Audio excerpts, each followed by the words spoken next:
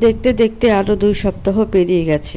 নূর তানির বেবির সাথে সপ্তাহখানেক থেকে ওরা আবার ধানমন্ডির বাসায় চলে এসেছে।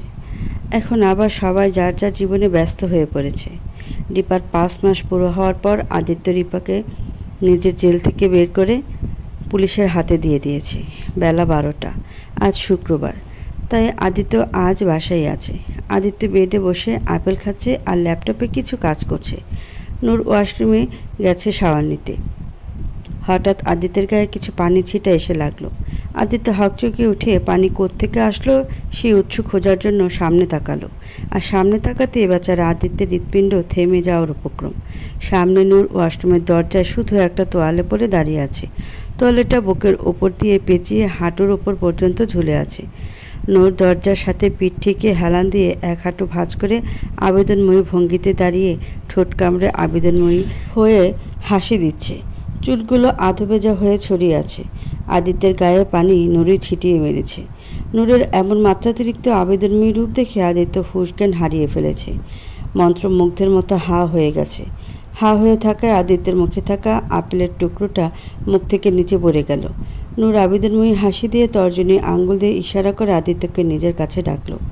আদিত্য মন্ত্রমুগ্ধের মতো উঠে দাঁড়িয়ে নূরের দিকে আসতে লাগলো। নূরের কাছাকাছি আসতে হঠাৎ নূর দুষ্টু হেসে ওয়াশরুমের ভিতরে ঢুকে দরজা বন্ধ করে দিয়ে খিলখিল করে হাসতে লাগলো। নূরের হাসিতে আদিত্যের ঘোর কাটল। আদিত্য ওয়াশরুমের দরজায় নক করে বলল, দিস ইজ নট ফেয়ার প্রাণ পাখি। আমাকে পাগল করে এখন দরজা বন্ধ করে দিচ্ছ? খোলো না প্লিজ। তুমি না আমার লক্ষ্মী বউ, আমার সুইট সুইট কিউটি সোনা, প্লিজ না। নূর শুধু ভেতর থেকে হেসেই যাচ্ছে। আদিত্য আবার বলে উঠল, ঠিক আছে, খুলবে না তো? ফাইন, থাকো তুমি। আমাকে পুরিয়ে অনেক মজা পাচ্ছ তাই না? তাহলে তুমি মজাই নাও, আমি গেলাম। কথাটা বলে আদিত্য চুপ করে দরজার পাশে দেয়ালের সাথে লেগে দাঁড়িয়ে রইল। আদিত্যের কোনো সারা শব্দ না পেয়ে নূর চেক করার জন্য দরজাটা হালকা খুলে মাথা বের করে উকি দিয়ে দেখল আদিত্য আছে না নেই। তখনই হঠাৎ আদিত্য দ্রুত এসে দরজা ঠেলে ভেতরে ঢুকে নূরকে দেয়ালের সাথে চেপে ধরল। নূর কোনো কিছু বুঝে ওঠার আগেই সব কিছু হয়ে গেল। যখন বুঝতে পারলো তখন লাজুক এসে নিচের দিকে তাকিয়ে রইল। আদিত্য টেডি স্মেল দিয়ে বলল, অনেক মজা হচ্ছিল না? এখন কোথায় পালাবে আমার কাছ থেকে? নূর আদিত্যের দিকে তাকিয়ে আবেগে কণ্ঠে বলল, কোথায় পালাবো তোমার কাছ থেকে? আমার ঠিকানাই তো তুমি। নূরের কথায় আদিত্য মুচকে এসে নূরের ঠোঁটের দিকে এগুলো। ডুব দিল নূরের রসালো ঠোঁটে। চুষে নিতে থাকলো নূরের ঠোঁটে সব মধুর। নূরও আদিত্যের চুল খামচে ধরে আদিত্যের ভালোবাসা সাড়া দিতে লাগলো। আদিত্য চুমু খেতে খেতে নূরের তোয়ালের গিট খুলে ফেলল। দুপুর 2টা। বেডের ওপর আদিত্য নূরের পেটের উপর থেকে শাড়ির আঁচল সরিয়ে খোলা পেটের ওপর মাথা দিয়ে শুয়ে আছে আর আঙ্গুল দিয়ে নূরের নাভির চারিদিকে আঁকিবুকি করছে। নূর মুচকি এসে আদিত্যের চুলে বিলি কেটে দিচ্ছে। নূর ভাবল এখন আদিত্যের মুড অনেক ভালো আছে, এখনই ভালো সুযোগ কথাটা বলার। এসব ভেবে নূর মিষ্টি করে বলল, শোনো না, একটা কথা বলার ছিল। আদিত্য নূরের পেটে একটা চুমু খেয়ে বলল, একটা কেন, 1000টা বলো প্রাণ পাখি। বলেছিলাম যে আমাদেরও এখন বেবি নিয়ে নেওয়া উচিত, তাই না? দেখো, তা নিয়ে আমাদের জামাইকে তো নিয়ে আসলো, এখন আমাদের মেয়েকেও দুনিয়াতে আনতে হবে। আদিত্য হঠাৎ ঠাস করে উঠে বসে গম্ভীর কণ্ঠে বলল, হঠাৎ বাচ্চার কথা কোত্থেকে আসলো? কে ঢুকালো তোমার মাথায় এসব? এসব ফালতু চিন্তা মাথা থেকে ঝেড়ে ফেলো। আদিত্যের এমন রিয়াকশনে নূর একটু অবাক হলো। নূর ভ্রুকুচকে বলল, ফালতু চিন্তা মানে? বাচ্চা নেওয়া তোমার কাছে ফালতু চিন্তা মনে হয়? দেখো, আমাদের বিয়ের প্রায় 1.5 বছর হতে চলছে। এখনই সঠিক সময় এসেছে বাচ্চা নেওয়ার। চলো না আমরা বেবি নেই। আদিত্য হালকা রাগী কণ্ঠে বলল, আচ্ছা, তো এসব রোমান্টিক প্ল্যান সব বাচ্চা নেওয়ার জন্য করছিলে তাই না? দেখো, এসব বাচ্চা নেওয়ার কথা ভুলে যাও। তোমার যদি বেবি চাই তাহলে আমরা বেবি অ্যাডপ্ট করব। দুনিয়াতে অনেক এতিম বাচ্চা আছে যাদের কোনো মা বাবা কিছুই নেই। সেখান থেকে আমরা একটা বাচ্চা অ্যাডপ্ট করে নিব। তাহলে খুশি তো? বাচ্চা হলেই তো হলো।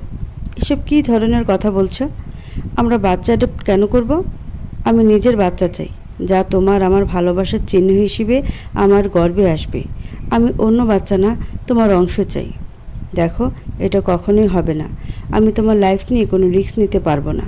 তোমাকে একবার হারিয়েছি, আর একবার হারানোর ক্ষমতা আমার মাঝে নেই। তুমি কিছুদিন আগে এত বড় অ্যাক্সিডেন্ট থেকে বেঁচে উঠেছো। আবার বাচ্চা কনসিভ করে তোমার লাইফ রিস্কে ফেলতে পারবো না। বাচ্চা কনসিভ করার পর যদি কোনো কমপ্লিকেশন আসে তখন? ডেলিভারিতে যে পেন হয়, আমি তোমার ওই পেন কিছুতেই সহ্য করতে পারবো না। যদি ডেলিভারি হওয়ার সময় তোমার কিছু হয়ে যায় তখন আমি কি করব? তোমার কিছু হয়ে গেলে আমিও বাঁচবো না। আর যদি আমরাই না থাকি তাহলে বাচ্চা দিয়ে কি হবে? তাই এসব বেবি নেওয়ার চিন্তা মাথা থেকে ঝেড়ে ফেলো। কি বলছো তুমি এসব? পরে কি হবে না হবে সে চিন্তা করে আমি কখনো মা হব না? আমাকে কি তোমার এত সেলফিশ মনে হয়? দুনিয়াতে কি আমি একাই মা হব নাকি? প্রতিদিন লাখ লাখ মহিলা বাচ্চা জন্ম দিচ্ছে, তারা কি সবাই মরে যাচ্ছে? আর লেবার পেন সহ্য করার ক্ষমতা আল্লাহ তাআলা সব মেয়েদের দিয়ে দিয়েছেন, তাই বলে কি সবাই সে ভয়ে বাচ্চা নেওয়া বন্ধ করে দিবে? এটা কেমন কথা? দেখো, সবাই কি করলো না করলো সেটা আমার দেখার বিষয় না। আমি শুধু জানি যে আমি তোমাকে নিয়ে কোনো রিস্ক নিতে পারবো না, বাস। আর আমাদের পরিবার, তাদের কি কোনো চাওয়া নেই আমাদের ওপর? বাবার কি ইচ্ছে হয় না তার একমাত্র ছেলের ঘরের নাতি নাতির মুখ দেখতে, যে তার ছেলের অংশ হবে? তানি বেচারি কত আশায় আছে আমাদের মেয়ের সাথে ওর ছেলের বিয়ে দিবে। তুমি তাদের কথা একবারও ভাববে না? তাদের প্রতি কি আমাদের কোনো দায়িত্ব নেই? দেখো, এত কিছু আমি জানি না। তোমার আর পরিবারের জন্য তো বাচ্চা অ্যাডপ্ট করতে চাচ্ছি, এর বেশি আমি আর কিছু করতে পারবো না, ব্যাস, কথা শেষ। এ নিয়ে আর কোনো আর্গিউ হবে না। কথাটা বলে আদিত্য উঠে চলে গেল ওখান থেকে। নূরের অনেক কান্না পাচ্ছে আদিত্যের কথায়। লোকটা এমন কেন? সব কিছুতে এত বেশি বোঝার কি দরকার? এখন কি করব আমি? কিভাবে বোঝাবো এই পাগলকে? এইভাবে দুদিন কেটে গেল। নূর আদিত্যকে অনেকভাবে বোঝানোর চেষ্টা করেছে, কিন্তু কোনো কিছুতেই কাজ হচ্ছে না। নূর পরিবারের অন্যদের দিয়েও বোঝানোর চেষ্টা করেছে, কিন্তু আদিত্য ওর ডিসিশনে অটল। সবাই ট্রাই করে হার মেনে নিয়েছে, তবে নূর এখনও হার মানেনি। ও এখনও চেষ্টা করেই যাচ্ছে। যেমন এখনও আদিত্য ডিনার শেষে একটু আরাম করছে, আর নূর সেই কখন থেকে একই কথা বলে যাচ্ছে, বেবি নেওয়ার কথা। আদিত্য এবার বিরক্ত হয়ে বলল, কি বারবার এক কথাই বলে যাচ্ছ? আমি বলেছি না মানে না, তাও বারবার কেন একই কথাই বলে যাচ্ছ? তুমি যত যাই বলো আমার ডিসিশন চেঞ্জ হবে না, এই কথাটা তোমার মাইন্ডে ফিট করে নাও। নূর এবার রাগী কণ্ঠে বলল, না, ফিট করব না। আমার বাচ্চা চাই মানে চাই। তোমাকে আমার কথা শুনতেই হবে, আর আমার ডিসিশনও ফাইনাল। নূর আরও রেগে বলল, বাচ্চা দিবে না তো? এটাই তোমার ফাইনাল ডিসিশন?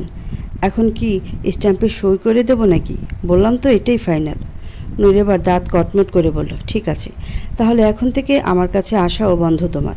তুমি যতদিন বাবু দিতে না চাইবে ততদিন আমাদের মাঝে ওসব হবে না, এই আমি বলে দিলাম।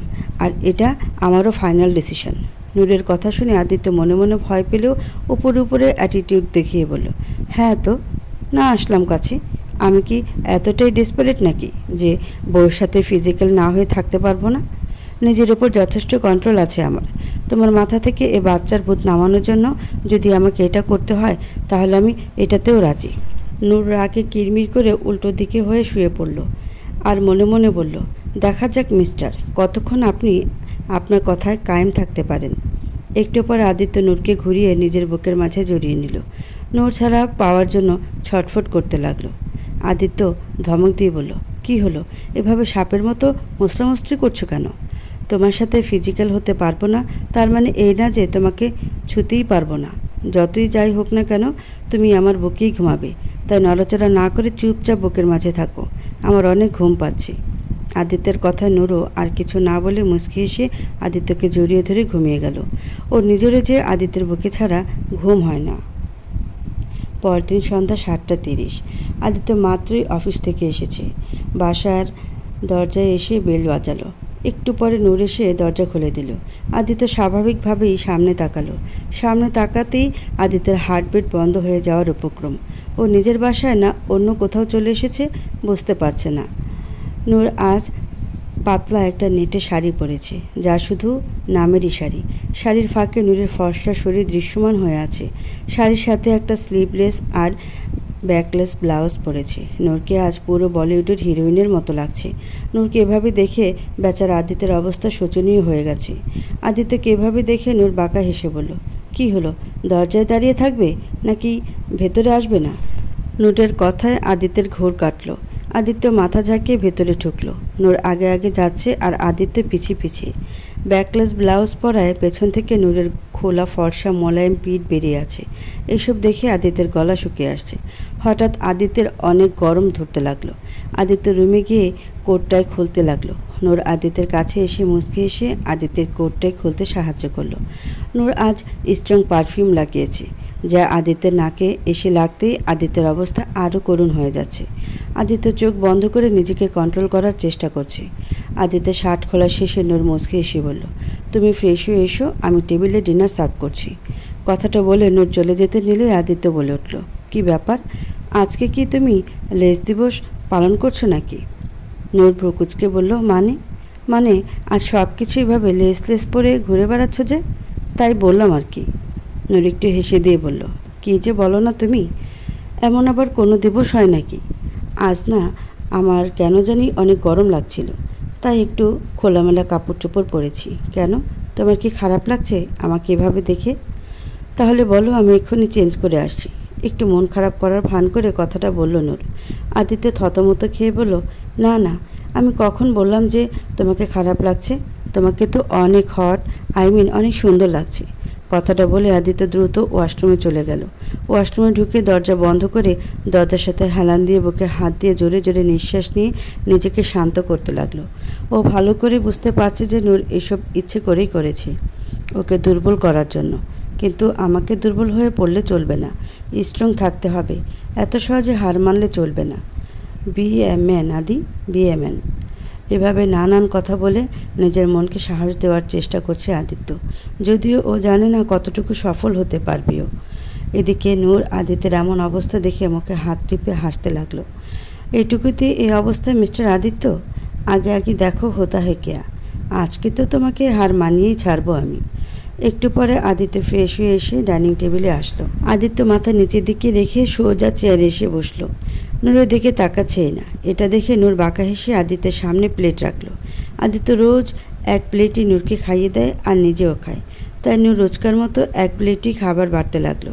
খাবার বাড়তে এসে ইচ্ছে করেই নিচের দিকে বেশি করে ঝুঁকলো, আর ঝুঁকতে নূরের বুকের ওপর থেকে শাড়ির আঁচলটা পড়ে গেল। এটা দেখতেই আদিত্যের চোখ ওখানেই আটকে গেল। বেচারার কন্ট্রোলও যেন জবাব দিয়ে দিচ্ছে। নূর রাঁকামি করে শাড়ির আঁচল ঠিক করে বলল, ও সরি, এই আঁচলটাও না একদম পিচ্ছিল, শুধু সুরু পড়ে যায়। আদিত্য সাথে সাথে চোখ বন্ধ করে মাথাটা একটু ঝাঁকালো। মাথা কেমন যেন হ্যাং হয়ে যাচ্ছে। এভাবে হলে চলবে না, শক্ত হতে হবে তোকে। হ্যাঁ। আদিত্য চোখ খুলে নূরের দিকে না তাকিয়ে বলল, আজকে তুমি খাবার হাত দিয়ে খাও কেমন? নূর মন খারাপের ভান করে বলল, কেন, তুমি না রোজ খাইয়ে দাও, তো আজকে কি হলো? কিছু হয়নি, এমনি বলছিলাম আর কি। তুমি আজ হাত দিয়েই খাও। ঠিক আছে, আমি তাহলে খাবই না। কথাটা বলে নূর মিথ্যে অভিমান করে চলে যেতে নিলেই আদিত্য ওর হাত ধরে বলল, আরে খাবে না কেন? আচ্ছা ঠিক আছে, আসো খাইয়ে দিচ্ছি। নূর হেসে দিয়ে ফট করে আদিত্যের কোলে বসে আহ্লাদি কণ্ঠে বলল, ঠিক আছে তাহলে দাও খাইয়ে। আদিত্য জোরপূর্বক হাসি দিয়ে বলল, চেয়ারে বসো না, ওখানে খাইয়ে দিচ্ছি। নূর আদরে গলায় বলল, না আজ আমার তোমার কোলে বসে খেতে ইচ্ছে করছে, নাও তাড়াতাড়ি খাইয়ে দাও, আমার অনেক ক্ষুধা লেগেছে। আদিত্য আর উপায় না পেয়ে জোরপূর্বক হাসি দিয়ে নূরকে খাইয়ে দিল আর নিজেও খেয়ে নিল। রাত 10টা। আদিত্য বেডে বসে মোবাইল টিপছে, নূরের দিকে একদমই তাকাচ্ছে না। নূরকে এরূপে দেখে ওকে আদর করতে না পারার যা কষ্ট, তা শুধু বেচারা আদিত্যই বুঝতে পারছে। কি দরকার ছিল নূরের শর্তে রাজি হয়ে যাওয়ার? এখন ধুকে পড়তে হচ্ছে আমার। ধ্যাত ভাল লাগে না, নিজের বউর কাছেও পরপুরুষের মতো নজর ঝুঁকিয়ে রাখতে হচ্ছে। আদিত্যের ভাবনার মাঝেই হঠাৎ নূর দৌড়ে এসে ছটফট করতে বলল, আদিত্য দেখো না, আমার পিঠে কী যেন কামড় দিয়েছে, উফ অনেক চুলকাচ্ছে, দেখো না প্লিজ। কথাটা বলে নূর আদিত্যের সামনে পিঠ করে বসলো। পিঠের ওপর থেকে চুল সরিয়ে আদিত্যকে দেখতে বলল। নূরের খোলা পিঠ দেখে আদিত্যের সব সংকল্প যেন ধুলোয় মিশে গেল। এতক্ষণ ধরে এত কষ্টে আটকে রাখা ইমোশনগুলো ছুটে বেরিয়ে এলো। আদিত্য নূরের পিঠে হাত বুলিয়ে বলল, কোথাও কামড় দিয়েছে? এখানে না? তাহলে এখানে? আদিত্য আর পারল না থাকতে। নূরের মোলায়েম পিঠে হাত বোলাতে ও ঘোরের মাঝে চলে গেল। আদিত্য মুখ নামিয়ে নূরের পিঠে চুমু খেতে লাগলো। নূর শিহরণে চোখ বন্ধ করে মুচকি হাসল। আদিত্য পিঠে চুমু খেয়ে নূরকে নিজের দিকে ঘোরালো, তারপর নূরের ঠোঁটের দিকে ঝুঁকতে লাগলো। ঠোঁটের কাছাকাছি আসতে নূর হঠাৎ আদিত্যের ঠোঁটের ওপর তর্জনী আঙ্গুল ঠেকিয়ে বলল, শর্ত নিশ্চয়ই মনে আছে? কাছে আসতে চাইলে বাবু দিতে হবে। নূরের কথায় আদিত্যের ঘোর কাটল। আদিত্য ঝট করে নূরকে ছেড়ে দিয়ে সোজা হয়ে বসে অন্যদিকে তাকিয়ে রইল। আদিত্যের এমন আচরণে নূরের সত্যি এবার অনেক খারাপ লাগলো। ওর চোখে পানি চলে এলো। নূর কাঁদো কাঁদো গলায় বলল, কেন এমন করছো? কেন এত জিদ করছো? কেন বুঝতে পারছো না? একটা মেয়ের জীবন তখনই পরিপূর্ণ হয় যখন সে মা হয়। আর শুধু মেয়ে কেন, একটা পুরুষের জন্যও বাবা হওয়ার চেয়ে বেশি খুশি দুনিয়াতে আর কিছুই নেই। তুমি হয়তো এখন আবেগের বশে মানা করছো, কিন্তু যখন পরবর্তীতে সবাইকে বাবা হতে দেখবে, বাবা হওয়ার সুখ পেতে দেখবে, তখন তোমার আজকের দিনের জন্য আফসোস হবে। আর তখন তোমাকে আফসোস করতে দেখে আমি তিল তিলে মরব। তুমি কি এটা চাও? হায়াত মৌত সব আল্লাহ তাআলার হাতে, আমাদের হাতে কিছু করার নেই।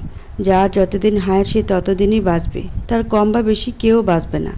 দেখো না, এত বড় একটা অ্যাক্সিডেন্টের পরেও আল্লাহ আবার আমাকে বাঁচিয়ে দিয়েছে, কারণ আমার হায়াত ছিল বলে। তাহলে পরে কি হবে না হবে সেটা ভেবে আমরা জীবনের এত বড় খুশি থেকে বঞ্চিত থাকব? আমি এত বড় স্বার্থপর না যে নিজের স্বাস্থ্যের কথা ভেবে আমি বাচ্চা নেব না। মনে রেখো, আমি এভাবে কখনো খুশি থাকবো না, কখনোই না। কথাগুলো বলে নূর দৌড়ে বেলকনিতে চলে গেল। বেলকনির গ্রিল ধরে কাঁদতে লাগলো। কিছুক্ষণ পরে আদিত্য পেছন থেকে নূরের কোমর জড়িয়ে ধরল। তারপর নূরের কাঁধে চুমু খেয়ে বলল, এখানে দাঁড়িয়ে দাঁড়িয়ে কাঁদলেই কি বাবু হয়ে যাবে? তার জন্য প্রসেসিং শুরু করতে হবে না? নূর এক ঝটকায় আদিত্যের দিকে তাকিয়ে অশ্রু চোখে হাসি মুখে বলল, সত্যি? তার মানে তুমি রাজি? আদিত্য মুচকি হেসে বলল, হ্যাঁ, তোমার জিদের কাছে শেষমেশ আমাকে হার মানতেই হলো। তুমি তো জানোই আমি সব কিছু সহ্য করতে পারি, কিন্তু তোমার চোখের পানি না। তবে তোমাকে একটা প্রমিস করতে হবে। কি প্রমিস বলো? তুমি যদি কনসিভ করো আর আল্লাহ না করুক প্রেগনেন্সির সময় বা ডেলিভারিতে যদি তোমার কিছু হয়ে যায়, তবে তুমি অন্যদের মতো আমাকে এটা বলবে না বা এ ধরনের কোনো প্রমিস চাইবে না যে তোমার পরে আমি যেন আমাদের বাবুকে দেখে রাখি, কারণ এটা আমি কখনোই করতে পারবো না। তোমাকে ছাড়া আমি এক সেকেন্ডও এই পৃথিবীতে নিঃশ্বাস নিতে পারবো না। তোমার সাথে আমিও চলে যাব, তাই আমাকে প্রমিস করো তুমি এমন কিছু চাইবে না আমার কাছে। নূর মুচকি এসে বলল, ওকে প্রমিস, আল্লাহ ভরসা, যা হবে ভালোই হবে, আমি ওসব চিন্তা করি না। আদিত্য নূরকে কোলে তুলে নিয়ে বলল, তাহলে চলো যাওয়া যাক, আমার তো অনেক মেহনত করতে হবে এখন। নূর লজ্জায় আদিত্যের বুকে মুখ গুজল। 3 বছর পর বেলকনিতে নূর মনমরা হয়ে আকাশের দিকে তাকিয়ে আছে। আজকালও বেশিরভাগ সময় এটাই করে। এই 3 বছরেও নূর সেই সুখের মুখ দেখেনি যার জন্য ও অধীর আগ্রহে অপেক্ষা করছে। এই 3 বছরেও নূর কনসিভ করেনি। অনেক ট্রাই করেছে, এমনকি ডাক্তারও দেখিয়েছে, তবুও কোনো সুফল পায়নি। ডাক্তার বলেছে নূরেরই কিছু সমস্যা আছে, তাই কনসিভ হতে সমস্যা হচ্ছে। এটা শোনার পর থেকে নূর আরও ভেঙে পড়েছে। সব আশা প্রায় ছেড়ে দিয়েছে। এর মধ্যে নূরের পড়াশোনা শেষ হয়ে গেছে, তানির ছেলেটাও বড় হয়ে গেছে, সারা বাড়ি দৌড়ে বেড়ায় এখন, তোতলা তোতলা মুখে কথা বলে। সানা আর তাসিরেরও বিয়ে হয়ে গেছে, 1 বছর হলো। সানাও 3 মাসের প্রেগনেন্ট। সবাই মা হচ্ছে, শুধু নূরই হতে পারছে না। এসব ভেবে নূরের অনেক খারাপ লাগে। নিজেকে অসম্পূর্ণ মনে হয় ওর। নিজেকে কেমন আদিত্যের কাছে অযোগ্য লাগে এখন ওর। যতই আদিত্য মুখে কিছু না বলুক, কিন্তু সব ছেলেই বাবা হওয়ার সুখ পেতে চায়। আর আমার জন্য আদিত্য বাবা হওয়ার সুখ থেকে বঞ্চিত হচ্ছে। এসব ভাবতে ভাবতে নূরের চোখে পানি চলে এলো। এই পানিও যেন আজকাল বেশি বেশি আসা শুরু করেছে। একটু পরে আদিত্য অফিস থেকে এলো। রুমে ঢুকে দেখলো নূর রুমে নেই। আদিত্য একটা দীর্ঘশ্বাস ছেড়ে বেলকনিতে গেল। ও জানে নূর ওখানেই দাঁড়িয়ে আছে। আদিত্য বেলকনিতে এসে দেখলো নূর আকাশের দিকে তাকিয়ে নীরবে কান্না করছে। নূরকে এভাবে দেখিয়ে আদিত্যের বুকের ভিতর হু হু করে উঠল। যদিও আদিত্যের বাচ্চা হওয়া না হওয়া নিয়ে কোনো আফসোস নেই, তবে নূরের এই অবস্থা ও কিছুতেই সহ্য করতে পারছে না। ওর প্রাণ পাখিটা যেন আজকাল হাসতেই ভুলে গেছে। আগে সেই হাসি খুশি প্রাণচঞ্চল নূরকে আর দেখা যায় না। আদিত্য অনেক ট্রাই করে নূরকে হাসি খুশি করার। আজকালও নূরকে নিয়ে সাভারের বাড়িতেই থাকে, যাতে সবার মাঝে থাকলে নূর যেন হাসি খুশি থাকে, কিন্তু তাতে খুব একটা কাজ হয় না। নূরের এমন অবস্থা আদিত্য আর দেখতে পারছে না। তাই তো নূরের খুশির জন্য এখনও নিজেও চায় যে নূর কনসিভ করুক, যাতে ওর প্রাণ পাখিটা আবার হাসি খুশি হয়ে ওঠে। এসব ভেবে আদিত্য জোরপূর্বক মুখে হাসি এনে নূরকে পেছন থেকে জড়িয়ে ধরে বলল, কি করছে আমার প্রাণ পাখিটা? আদিত্য আশায় নূর তাড়াতাড়ি করে চোখের পানি মুছে দিল। তারপর জোরপূর্বক হাসি রেখা টেনে নরম গলায় বলল, তুমি এসে গেছো, ফ্রেশ হয়ে নাও, আমি খাবার বাড়ছি। কথাটা বলে নূর মাথা নিচু করে চলে গেল। আদিত্যের অনেক খারাপ লাগছে। ওর প্রাণ পাখিটা কেমন যেন দিন দিন ওর কাছ থেকে দূর হয়ে যাচ্ছে। ও চেয়েও কিছু করতে পারছে না। মাঝে মাঝে ওর অনেক ভয় লাগে নূরকে নিয়ে। যদি ওর নূর এভাবে একসময় অনেক দূর হয়ে যায় তাহলে কি করবে ও? নূরকে ছাড়া যে ও একদম নিঃস্ব।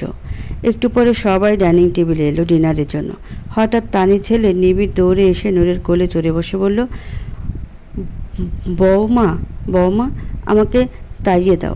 নূর মুচকে এসে বলল, জি জি অবশ্যই, আমার বাবাটাকে তো আমিই খাইয়ে দেব। নিবিড়কে দেখলেই শুধু নূরের মুখে একটু হাসি দেখা যায়, আর নূরের এইটুকু হাসি যেন আদিত্যের কাছে অনেক কিছু।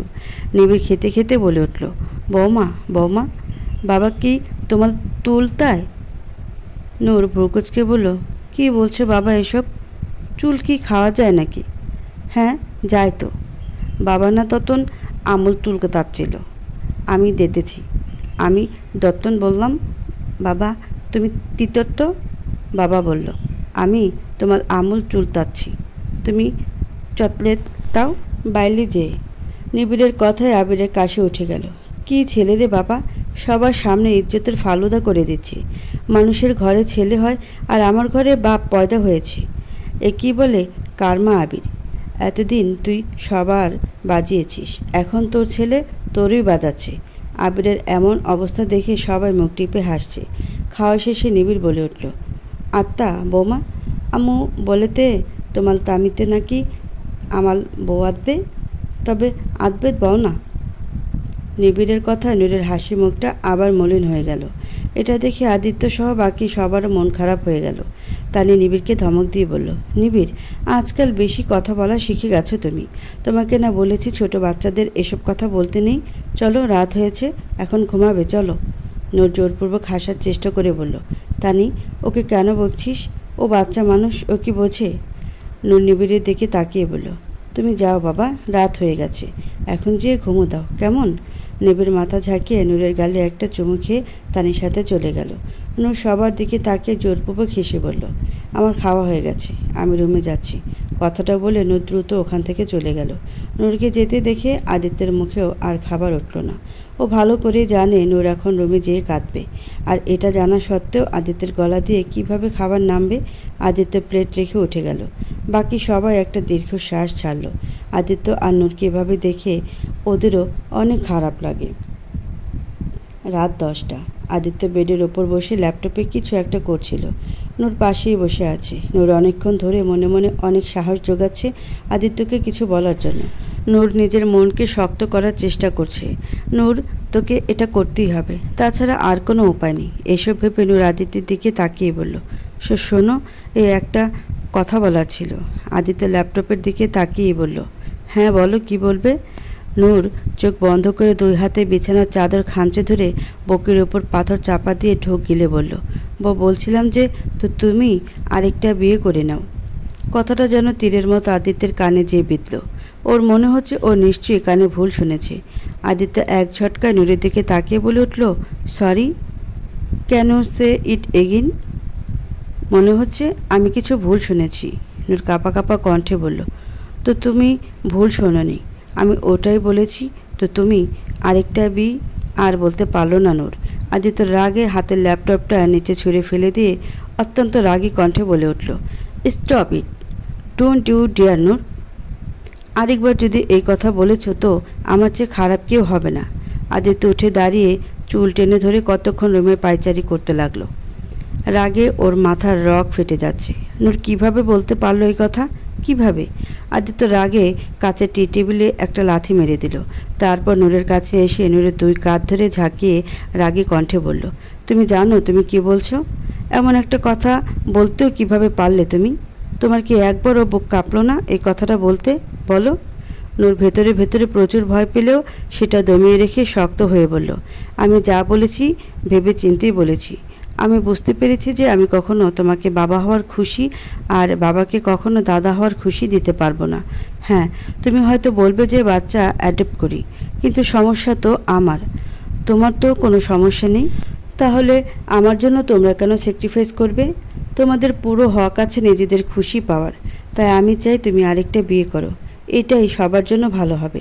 আদিত্য নূরকে ছেড়ে উঠে দাঁড়িয়ে হাতে তালি বাজিয়ে তাচ্ছিল্যে সুরে বলল, ওয়াও নূর দেবী, তুমি কত মহান, তোমার কোনো তুলনা হয় না। তুমি সবার চিন্তা করলে, সবার কথা ভাবলে, আর ভেবেচিন্তে ফয়সালাও শুনিয়ে দিলে, অথচ আমি নামক এই নগণ্য ব্যক্তির কথা একবারও ভাবলে না, একবারও আমার চিন্তা করলে না। তুমি এত সেলফিশ কিভাবে হতে পারলে নূর? কিভাবে? তুমি কিভাবে ভাবলে যে আমি তোমাকে ছাড়া অন্য কোনো মেয়েকে আমার জীবনে জায়গা দেব? বলো কিভাবে ভাবলে? আজ আমার চেয়ে তোমার কাছে বাচ্চাই বড় হয়ে গেল। আরে আমি কি তোমার কাছে কখনো বাচ্চা চেয়েছিলাম? আমি তো বরং তোমাকে আরও মানা করেছিলাম বাচ্চা নিতে। তাহলে তুমি আমাকে কিভাবে বলতে পারলে এই কথা? আমি তোমার কাছ থেকে এটা আশা করিনি নূর। ইউ হার্ট মি নূর। আদিত্যের কথায় নূরের ভেতরে ভেঙে চুরে যাচ্ছে। নূর কিভাবে বসে আছে তা শুধু ওই জানে। নূর কোনো রকমে নিজেকে শক্ত করে বলল, এতে এত ওভার রিয়েক্ট করার কী আছে? মানুষ কি 2 বিয়ে করে না? আর তাছাড়া আমি তো আর তোমাকে ছেড়ে চলে যাচ্ছি না, আমিও তো থাকছি তোমার কাছে। আদিত্য নূরের কাছে এসে 2 হাতে নূরের মুখটা ধরে আবেগী কণ্ঠে বলল, কি হয়ে গেছে তোমার প্রাণ পাখি? যেই তুমি আমাকে কোনো মেয়ের সাথে কথা বলায় সহ্য করতে পারতে না, সে তুমি কিনা আজ অন্য মেয়েকে আমার জীবনে তোমার জায়গা দিতে চাচ্ছ? কেন করছো এমন? নূর নিচের দিকে তাকিয়ে বলে উঠল, সবসময় মানুষ একরকম থাকে না, পরিস্থিতির সাথে মানুষকেও বদলাতে হয়। আদিত্য চোয়াল শক্ত করে বলল, আচ্ছা তাই? তাহলে একটা কথা বলো তো, আজ যদি সমস্যা তোমার না আমার হতো, তাহলে কি তুমিও বাচ্চার জন্য অন্য ছেলের সাথে বিয়ে করে বাচ্চা নিতে? কথাটা শোনার সাথে সাথে নূর হাত দিয়ে নিজের 2 কান চেপে ধরে বলল, ছি। আদিত্য নূরের 2 হাত ওর কান থেকে নামিয়ে দিয়ে বলল, কেন এখন ছি কেন? নিজের উপর আসলে এখন ছি হয়ে গেল? এখন জবাব দাও আমার কথার। নূর শক্ত গলায় বলল, এখানে আমার কথা না তোমার কথা হচ্ছে, আর আমার কথা মানতেই হবে। আদিত্য এবার রাগ আর সহ্য করতে না পারল না। রাগে হুঁশজ্ঞান হারিয়ে নূরের চুলের মুঠি ধরে বলে উঠল, ওকে ফাইন, বাচ্চা চাই না তোর? ঠিক আছে, আমি দেব তোকে বাচ্চা। আর বিয়ের কি দরকার? এখনই বলার সাথে সাথে আমার কাছে 1000টা মেয়ে হাজির হয়ে যাবে আমার কাছে শোবার জন্য। আমি তাদেরই একজনকে এনে তোর সামনেই সে করব, আর তুই চেয়ে চেয়ে দেখবি। কি পারবি তো? কথাটা বলে আদিত্য নূরকে ঝটকা মেরে ছেড়ে দিয়ে রাগে হনহন করে বেরিয়ে গেল। আদিত্য বেরিয়ে যেতে নূর বিছানায় উপর হয়ে পড়ে দাঁত দিয়ে চাদর কামড়ে ধরে হৃদয় বিদারক কান্না করতে লাগলো। এতক্ষণ আদিত্যকে এসব কথা কিভাবে বলেছে তা শুধু ওই জানে। ভেতরে ভেতরে 1000 বার মরেছেও। ওর আদিত্যকে অন্য কারো হতে বলার আগে ওর মরণ কেন হলো না? কিন্তু ও কি করবে? এছাড়া যে আর কোনো উপায় নেই। নূর একটু আগের কথা মনে করলো। যখন ও পানি নিয়ে রুমে আসছিল, তখন আদিত্যের বাবা রুমের সামনে দিয়ে আসতে হঠাৎ নূর শুনতে পেল আদিত্যের বাবা আবিরের বাবাকে বলছে, তোকে তো আল্লাহ নাতির সুখ দিল, না জানি আল্লাহ আমার কপালে এই সুখ কবে দিবে। আদির জন্যেও চিন্তা হয়, বাচ্চা কাচ্চা না হলে ওর ভবিষ্যতই বা কী হবে? হয়তো বাচ্চা পালক নিতে পারবে, কিন্তু নিজের সন্তানের সুখ কি আর অন্য সন্তান দিয়ে পাওয়া যায়? এখন তো বাস আল্লাহর কাছে একটাই চাওয়া, আল্লাহ যেন ওদের দিকে মুখ তুলে তাকায়। নিজের শরীরের অবস্থাও বেশি ভালো না। মরার আগে একবার আদি ছেলে মেয়ের মুখ দেখে যেতে পারলে শান্তি পেতাম। আবিরের বাবা বলে উঠল, চিন্তা করো না ভাইয়া, আল্লাহ তাআলা ঠিকই একদিন আমাদের দোয়া কবুল করবে। হ্যাঁ, তাই যেন হয়। মেয়েটার জন্য খুব খারাপ লাগে, এতিম মা মরা মেয়েটা। নূর আর শুনতে পারে না, ওখান থেকে চলে আসে। নিজেকে স্বার্থপর মনে হচ্ছিল তখন ওর। নিজের অক্ষমতার জন্য অন্যদের কেন শাস্তি দিবেও? তাই তো মরমে মরে এ কথা বলছে আদিত্যকেও, আর এ ডিসিশন নিয়েছে। এখন আর ওকে দুর্বল হলে চলবে না। 20 মিনিট ধরে আদিত্য ফুল স্পিডে গাড়ি চালাচ্ছে। রাগ কমানোর জন্য এটাই একমাত্র উপায় ওর। একটা নির্জন জায়গায় এসে গাড়ি থামালো আদিত্য। মাথার চুল টেনে ধরে চোখ বন্ধ করে স্টিয়ারিংয়ের ওপর মাথা ঠেকিয়ে কতক্ষণ বসে রইল। বারবার শুধু নূরের কথাটাই ওর মাথায় ঘুরছে। কিভাবে পারল নূর ওকে অমন কথা বলতে? কি হয়েছে আমার প্রাণ পাখিটার? নূর কি সত্যি সত্যি আমার কাছ থেকে অনেক দূরে চলে যাচ্ছে? না না, এটা আমি হতে দেব না, কখনোই না। আমার প্রাণ পাখিকে আমি দূরে যেতে দেব না, কিছুতেই না। আদিত্যের হঠাৎ মনে পড়ল ও আজও রাগের মাথা নূরের সাথে খারাপ ব্যবহার করে এসেছি। শিট শিট শিট, আমি আবারও আমার প্রাণ পাখিকে কষ্ট দিলাম। আমি কেন নিজের রাগকে কন্ট্রোল করতে পারি না? কেন? ওরও তো নিশ্চয়ই কত কষ্ট হয়েছে ওসব বলতে, আর আমি কি না ওর ওপর রাগ দেখিয়ে আসলাম? ভালো করে বুঝিয়েও তো বলতে পারতাম। আমার প্রাণ পাখিটা নিশ্চয়ই এখন কত কান্না করছে। আমাকে এক্ষুনি ওর কাছে যেতে হবে। এসব ভেবে আদিত্য গাড়ি ঘুরিয়ে বাসার দিকে রওনা দিল।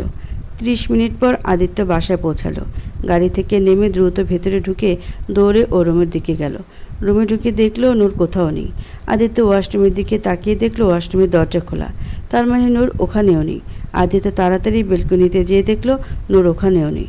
আদিত্য এবার ঘাবড়ে গেল। কোথায় গেল চলে নূর? রাগ করে কোথাও চলে গেল না তো? আদিত্য দৌড়ে ছাদে এসে দেখলো ছাদেও নেই নূর। আদিত্য এবার আরও ভয় পেয়ে গেল।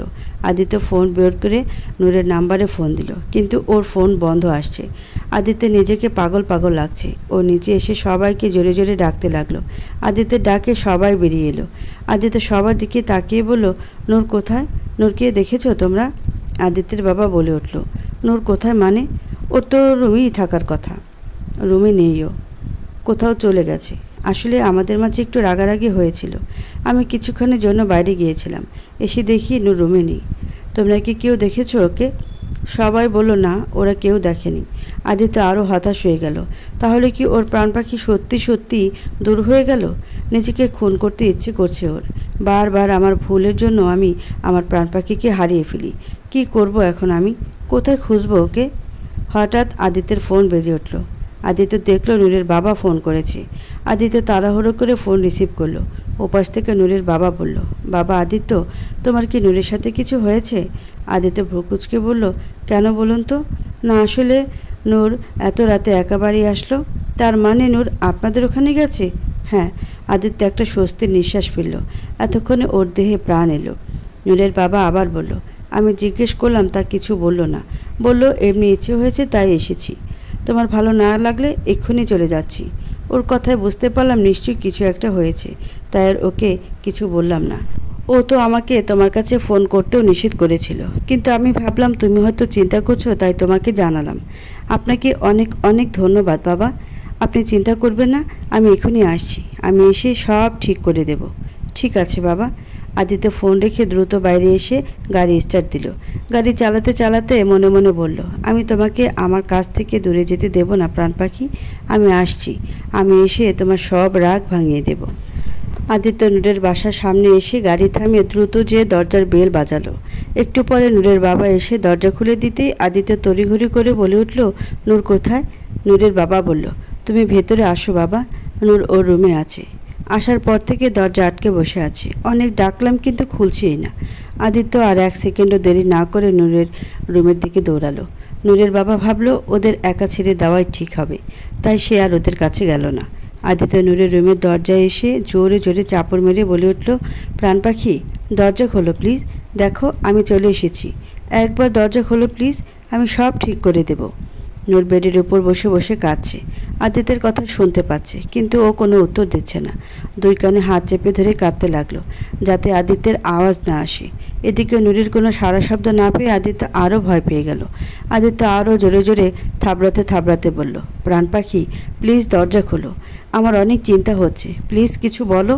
দেখো তুমি দরজা না খুললে আমি কিন্তু দরজা ভেঙে ফেলবো। শেষবারের মতো বলছি, দরজা খোলো। ঠিক আছে, খুলবে না তো? তাহলে আমি এখন দরজাই ভাঙবো। কথাটা বলে আদিত্য নিজের গায়ের জোর দিয়ে দরজা ধাক্কাতে লাগলো। হঠাৎ আদিত্য হাতে একটু ব্যথা পেয়ে মুখ দিয়ে শব্দ করে উঠল, আহ! নূর এতক্ষণ কঠোর হয়ে বসে থাকলেও আদিত্যের ব্যথা পাওয়ার আওয়াজ শুনে আর থাকতে পারল না। নূর ঘাবড়ে গিয়ে ছুটে যেয়ে দরজা খুলে দিল। দরজা খুলতে আদিত্য ছুটে গিয়ে নূরকে আষ্টে পৃষ্ঠে জড়িয়ে ধরল। আটকে থাকা নিঃশ্বাস বুঝি বের হলো এবার তার। তারপর নূরের কপালের সাথে কপাল ঠেকিয়ে 2 হাত দিয়ে নূরের গালে হাত বোলাতে বোলাতে আদরে গলায় বলল, আই এম সরি প্রাণ পাখি, আই এম সরি। আমি জানি আমি রাগের মাথায় তোমার সাথে রুড বিহেভ করে ফেলেছি। কি করব, তুমি অমন একটা কথা বলে ফেলেছিলে, তাই আমি রাগ কন্ট্রোল করতে পারিনি। প্লিজ মাফ করে দাও আমাকে। আর তুমি কিভাবে কাউকে কিছু না বলে এখানে চলে এলে? জানো আমি কত ভয় পেয়ে গিয়েছিলাম। নূরের ইচ্ছে করছে এক্ষুনি ওর আদিত্যকে আদরে আদরে ভরিয়ে দিতে, আর বলতে যে আমি ওর ওপর একটুও রাগ করিনি, কিন্তু সেরকম কিছুই বলল না ও। মাথা অন্যদিকে ঘুরিয়ে নিজের দিকে তাকিয়ে শক্ত গলায় বলল, কেন? এখন কি আমি তোমাদের পারমিশন ছাড়া কোথাও যেতেও পারবো না? নূরের কথা শুনে আদিত্য প্রচুর অবাক হলো। নূরের আগে কখনো ওর সাথে এভাবে কথা বলেনি। আদিত্য জোরপূর্বক হাসার চেষ্টা করে বলল, না না নূর, তুমি ভুল বুঝছো। আমি সেটা বলিনি। আমি তো শুধু বলছি যে আমাকে জানিয়ে আসলে আর আমার টেনশন হয় না। সব সময় সব কথা তোমাকে জানিয়ে করতে হবে এমন তো কোনো কথা নেই। আমার ইচ্ছে হয়নি তাই জানায়নি। এভাবে কেন কথা বলছো প্রাণ পাখি? বুঝতে পেরেছি তুমি এখন আমার উপর রেগে আছো, তাই না? সরি না কলিজাটা, এবার তো আমাকে মাফ করে দাও। তাকাও আমার দিকে প্লিজ, চলো না বাড়ি ফিরে যাই। আদিত্যের এমন মায়াবী ডাকে নূরের ভেতরটা ভেঙে গুড়িয়ে পড়ছে। তবুও নিজেকে অনেক কষ্টে শক্ত রেখে কড়া গলায় বলল, আমি যাব না, এখানেই থাকবো। নূরের কথায় আদিত্যের বুকের ভিতর ধক করে উঠল। আদিত্য জোরপূর্বক হাসার চেষ্টা করে বলল, যাবে না মানে? ও আচ্ছা, তুমি আজ রাত এখানেই থাকতে চাচ্ছ? ইটস ওকে, তাহলে আমরা আজ রাত এখানেই থাকবো। সকাল হলে না হয় চলে যাব। না, সকালেও যাব না, আমি কিছুদিন এখানেই থাকবো। ওকে ওকে, তুমি চাইলে তাই হবে। আমরা কিছুদিন এখানেই থাকবো, আর আমিও একটু শ্বশুরবাড়ির মজা নেব, কেমন? নূর কাট গলায় বলল, তুমি হয়তো ব্যাপারটা বুঝতে পারোনি। আমি বলেছি আমি কিছুদিন এখানে থাকবো, মানে শুধু আমি থাকবো, তুমি না। আমি একাই থাকতে চাই। নূরের কথা এবার আদিত্যের ভয় লাগছে। আদিত্য কম্পিত গলায় বলল, একা মানে? কি বলছো এসব প্রাণ পাখি? আমি তোমাকে ছাড়া একা কিভাবে থাকবো? তোমাকে ছাড়া তো আমি এক সেকেন্ডও থাকতে পারবো না, আর তুমি আমাকে ছাড়া একা থাকতে পারবে? নূর নিজেকে শক্ত করে চোখ বন্ধ করে বলল, কেন পারবো না? আমি একটু সংসারের ঝামেলা ছাড়া নিজের মতো স্বাধীনভাবে থাকতে চাই, যেখানে কোনো বন্ধনের বেড়াজাল না থাকবে না। আমি এসবে অনেক ক্লান্ত হয়ে গেছি, তাই কিছুদিন একা থাকতে চাই। নূরের কথায় আদিত্য পুরো স্তব্ধ হয়ে গেল। আজকের নূরকে আদিত্যের কাছে অপরিচিত লাগছে। আদিত্যের মনে হচ্ছে এটা ওর প্রাণ পাখিটা না, এটা অন্য কেউ, যাকে ও চেনে না, কারণ ওর প্রাণ পাখি কখনো ওর সাথে এভাবে কথা বলতে পারে না, পারতো না। আদিত্য ছলছল চোখে তাকিয়ে বলল, আমি তোমার কাছে বেড়াজাল? আমার সাথে থাকাটা তোমার ঝামেলা মনে হয়? কেন এমন করছো প্রাণ পাখি? কিসের শাস্তি দিচ্ছ আমাকে? প্লিজ এমন করো না, আমার কাছ থেকে দূরে যেও না। আমি তোমাকে ছাড়া থাকতে পারবো না প্রাণ পাখি, প্লিজ আমাকে এত বড় শাস্তি দিও না। নূরের ভেতরটা যেন দুমড়ে মুচড়ে যাচ্ছে। ও এখন কিভাবে দাঁড়িয়ে আছে তা শুধু ওই জানে। তবুও নূর নিজেকে শক্ত করে আবারও বলে উঠল, কেন? কেন থাকতে পারবে না? নাকি বউ কাছে না থাকলে দৈহিক জ্বালা মেটাতে পারবে না, সে আফসোস হচ্ছে? কেন? তুমিই তো বললে তোমার বলার সাথে সাথে হাজারটা মেয়ে তোমার বেড়ে চলে আসবে, তাহলে তাদের দিয়েই তোমার দৈহিক চাহিদা মেটাও। আমার কি দরকার? এতক্ষণ সব কথা সহ্য করতে পারলো, এবারে নূরের কথা শুনে আদিত্য আর সহ্য করতে পারল না। রাগে ওর চোখ মুখ লাল হয়ে গেল। আদিত্য রাগে নূরের মাথার পাশে কাবাডে একটা ঘুষি মেরে চোয়াল শক্ত করে রাগী কণ্ঠে বলল, Noor, enough is enough now. This time you cross your limit. How dare you to say that? তুমি একা থাকতে চাও না? ঠিক আছে, থাকো তুমি, যতদিন খুশি ততদিন একা। এই কথাটা বলে আদিত্য রাগে ওখান থেকে চলে যেতে নেয়। দরজা পর্যন্ত এসে আদিত্য হঠাৎ পেছনে ঘুরে দৌড়ে যেয়ে নূরকে শক্ত করে আষ্টে পৃষ্ঠে জড়িয়ে ধরে করুণ সুরে বলল, সরি সরি প্রাণ পাখি, আমি আবারও তোমার উপর রাগ করছিলাম। প্লিজ প্রাণ পাখি, এমন করো না, আমাকে দূরে সরিয়ে দিও না প্লিজ। নূর দুই হাত শক্ত করে মুঠ করে চোখ বন্ধ করে বলে উঠল, ঠিক আছে, তাহলে তুমি বিয়ে করতে রাজি হয়ে যাও, তাহলে আর আমি তোমার কাছ থেকে দূরে যাব না। আদিত্য এক ঝটকায় নূরকে ছেড়ে দিয়ে বলল, আচ্ছা, তো এত কিছু এই কারণে হচ্ছিল তাই না? তবে আপনি যত চেষ্টাই করেন না কেন, আপনার এই আশা কখনোই পূরণ হবে না। ঠিক আছে, তাহলে আমিও এখন থেকে এখানেই থাকবো, আর তুমি এখানে আসবে না, আর না আমাকে ফোন করবে, না হলে আমি এখান থেকে অন্য কোথাও চলে যাব। আদিত্য রাগে কটমট করে বলল, ঠিক আছে, তোমার যা খুশি তাই করো, আমিও দেখি কতদিন তুমি আমাকে ছেড়ে থাকতে পারো। কথাটা বলে আদিত্য হনহন করে বেরিয়ে গেল। আদিত্য চলে যেতে নূর কাঁদতে কাঁদতে কাবাটির গা ঘেঁষে নিচে বসে পড়ল। তারপর দুই হাত দিয়ে নিজের দুই গালে চড়াতে চড়াতে বিড়বিড় করে বলতে লাগলো, কিভাবে পারলি তুই? কিভাবে পারলি আমার আদিত্যকে এত কষ্ট দিতে? কিভাবে পারলি তুই? আমার আদিত্য কত কষ্ট পেল আজ। এর আগে তোর মরণ কেন হলো না? তোর বেঁচে থাকার কোনো অধিকার নেই, কোনো অধিকার নেই। বারবার আমার সাথে কেন এমন হয়? কেন এমন হয় আমার সাথে? সুখ কেন আমার কপালে সয় না? কেন? এসব বলে কাঁদছে আর কাবাডের সাথে নিজের মাথা ঠোকাচ্ছে।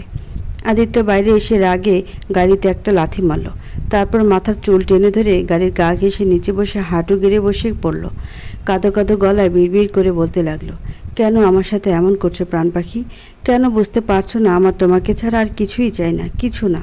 প্লিজ ফিরে এসো আমার কাছে প্রাণ পাখি, তোমাকে ছাড়া আমি থাকতে পারবো না, কিছুতেই না। নূর আধা ঘন্টা পর নিজেকে একটু শান্ত করে উঠে দাঁড়িয়ে ওয়াশরুমে যেয়ে মুখে পানি ছিটা দিয়ে এলো। তারপর জানালার কাছে যেয়ে পর্দা সরিয়ে মনমরা হয়ে বাইরে তাকালো। হঠাৎ নিচে তাকাতেই দেখলো আদিত্য গাড়ির বনেটের ওপর এক হাঁটু ভাঁজ করে চিত হয়ে শুয়ে আছে। নূরের রুমের দিকে তাকিয়ে আছে। নূর সাথে সাথে মুখে হাত চেপে ধরে নিচে বসে পড়ে আবার কাঁদতে লাগলো। তার মানে আদিত্য চলে যায়নি, ও তখন থেকে ওখানেই রয়েছে। কথাটা ভেবে নূরের বুকটা ফেটে যাচ্ছে। ওর আদিত্য কত কষ্ট পাচ্ছে। আমি যে আর পারছি না আমার আদিত্য এভাবে কষ্টে দেখতে। কি করব আমি? নূর উঠে দৌড়ে আদিত্যের কাছে যেতে নেয়। দরজা পর্যন্ত এসে আবার থেমে যায়। না না নূর, তোকে শক্ত থাকতে হবে, এভাবে দুর্বল হয়ে পড়লে চলবে না। আদিত্যের ভালোর জন্য আমাকে এটা করতেই হবে। এখন হয়তো আদিত্যের কষ্ট হচ্ছে, কিন্তু পরে ও ঠিকই খুশি হবে। এসব ভেবে নূর আর গেল না। আবার জানালার কাছে এসে হালকা পর্দা সরিয়ে অশ্রু চোখে আদিত্যকে দেখতে লাগলো। আদিত্যও তাকিয়ে আছে নূরের রুমের জানালার দিকে। ও তখন রাগ করে চলে আসলেও এখন আর নূরকে না দেখে থাকতে পারছে না, তাই নূরের জানালার দিকে তাকিয়ে আছে ওকে দেখার জন্য। নূর যেহেতু মানা করেছে তাই ও আর যাবে না ভিতরে। তবে এখানে থাকতে তো আর নূর মানা করেনি, তাই এখান থেকে নূরকে দেখবে। এভাবে দুজনই দুই জায়গায় কষ্ট পাচ্ছে। এভাবে থাকতে থাকতে একসময় রাত পার হয়ে যায়। দুজন সারা রাত নির্ঘুম কাটিয়ে দেয়। আদিত্য ভাবে হয়তো সকাল হলে নূরের রাগ কমে আসবে আর তখন ও আদিত্যের কাছে ফিরে আসবে, কিন্তু তা আর হয় না। শেষমেশ আদিত্য হতাশ হয়ে ফিরে যায় আর নূর আদিত্যের যাওয়া দেখে আবার কাঁদতে থাকে। এইভাবে 3 দিন কেটে গেছে। এই 3 দিনেই আদিত্যের পাগলপ্রায় অবস্থা হয়ে গেছে। নূর এই 3 দিনেও ফিরে আসেনি। আদিত্য নূরকে কথা দিয়ে এসেছে যে ও নূরের কাছে যাবে না, তাই ও নিজে থেকে ওর কাছে যেতে পারছে না। আদিত্যের যেন পৃথিবীটাই থেমে গেছে। না ঠিকমতো খায়, না ঘুমায়, আর না কারোর সাথে কোনো কথা বলে। ওদিকে নূরেরও একই অবস্থা। বাসার সবাই আদিত্য আর নূরকে অনেকবার জিজ্ঞেস করার চেষ্টা করেছে, কিন্তু ওরা দুজনেই কাউকে কিছু বলেনি। আদিত্য রোজ রাতে নূরের বাসার সামনে গাড়ি নিয়ে এসে গাড়িতে বসে থাকে নূরকে এক নজর দেখার আশায়। আর নূর জানালা দিয়ে আদিত্যকে দেখে রাত পার করে। মাঝে মধ্যে নূরের ইচ্ছে হয় আদিত্যের কাছে ছুটে যেয়ে আদিত্যের বুকে লুটিয়ে পড়তে, কিন্তু আবার নূর নিজের মনকে বুঝিয়ে শক্ত করে নেয়, নিজেকে শক্ত করে নেয়। নূরের বাবা অনেকবার আদিত্যকে বাসার ভিতরে আসতে বলেছে, কিন্তু আদিত্য যায় না। ও চায় নূর নিজ থেকে যেদিন ওকে ডাকবে সেদিনই ও যাবে। রাত 10টা। নূর রোজকার মতো জানালার কাছে বসে আছে আদিত্যের অপেক্ষায়। রোজ এই টাইমে আসে আদিত্য, কিন্তু আজ অনেকক্ষণ হয়ে গেল আদিত্য আসছে না। নূর বসে বসে অপেক্ষা করছে। দেখতে দেখতে 11টা বেজে গেল, তবুও আদিত্য আসছে না। নূর মনে মনে ভাবছে, তাহলে কি আজ আদিত্য আসবে না? কথাটা ভেবে নূরের মন খারাপ হয়ে গেল। তাহলে কি আদিত্য ধীরে ধীরে আমাকে ভুলতে শুরু করে দিয়েছে, আমাকে ছেড়ে থাকার অভ্যাস করছে? এসব ভেবে নূরের চোখে পানি চলে এলো। নূর চোখের পানি মুছে বিড়বিড় করে বলতে লাগলো, তুই কাঁদছিস কেন নূর? এটাই তো তুই চেয়েছিলি, আদিত্য যেন তোর মায়া কাটিয়ে ওঠে, তাহলে এখন কাঁদছিস কেন? এসব আবুল তাবুল বলছে আর চোখের পানি ঝরাচ্ছে নূর। কাঁদতে কাঁদতে একসময় ঘুমিয়ে পড়ল নূর। পরদিন রাতেও নূর অপেক্ষা করছে, কিন্তু আজও আদিত্য আসছে না। নূরের এবার চিন্তা হতে লাগলো, আদিত্যের আবার কিছু হলো না তো? না না, কি হবে? আমার আদিত্য একদম ঠিক আছে, হ্যাঁ একদম ঠিক আছে। মনে মনে এসব বললেও নূরের চিন্তা কমলো না। ওর খুব অস্থির লাগতে শুরু করলো, মনটা ছটফট করছে।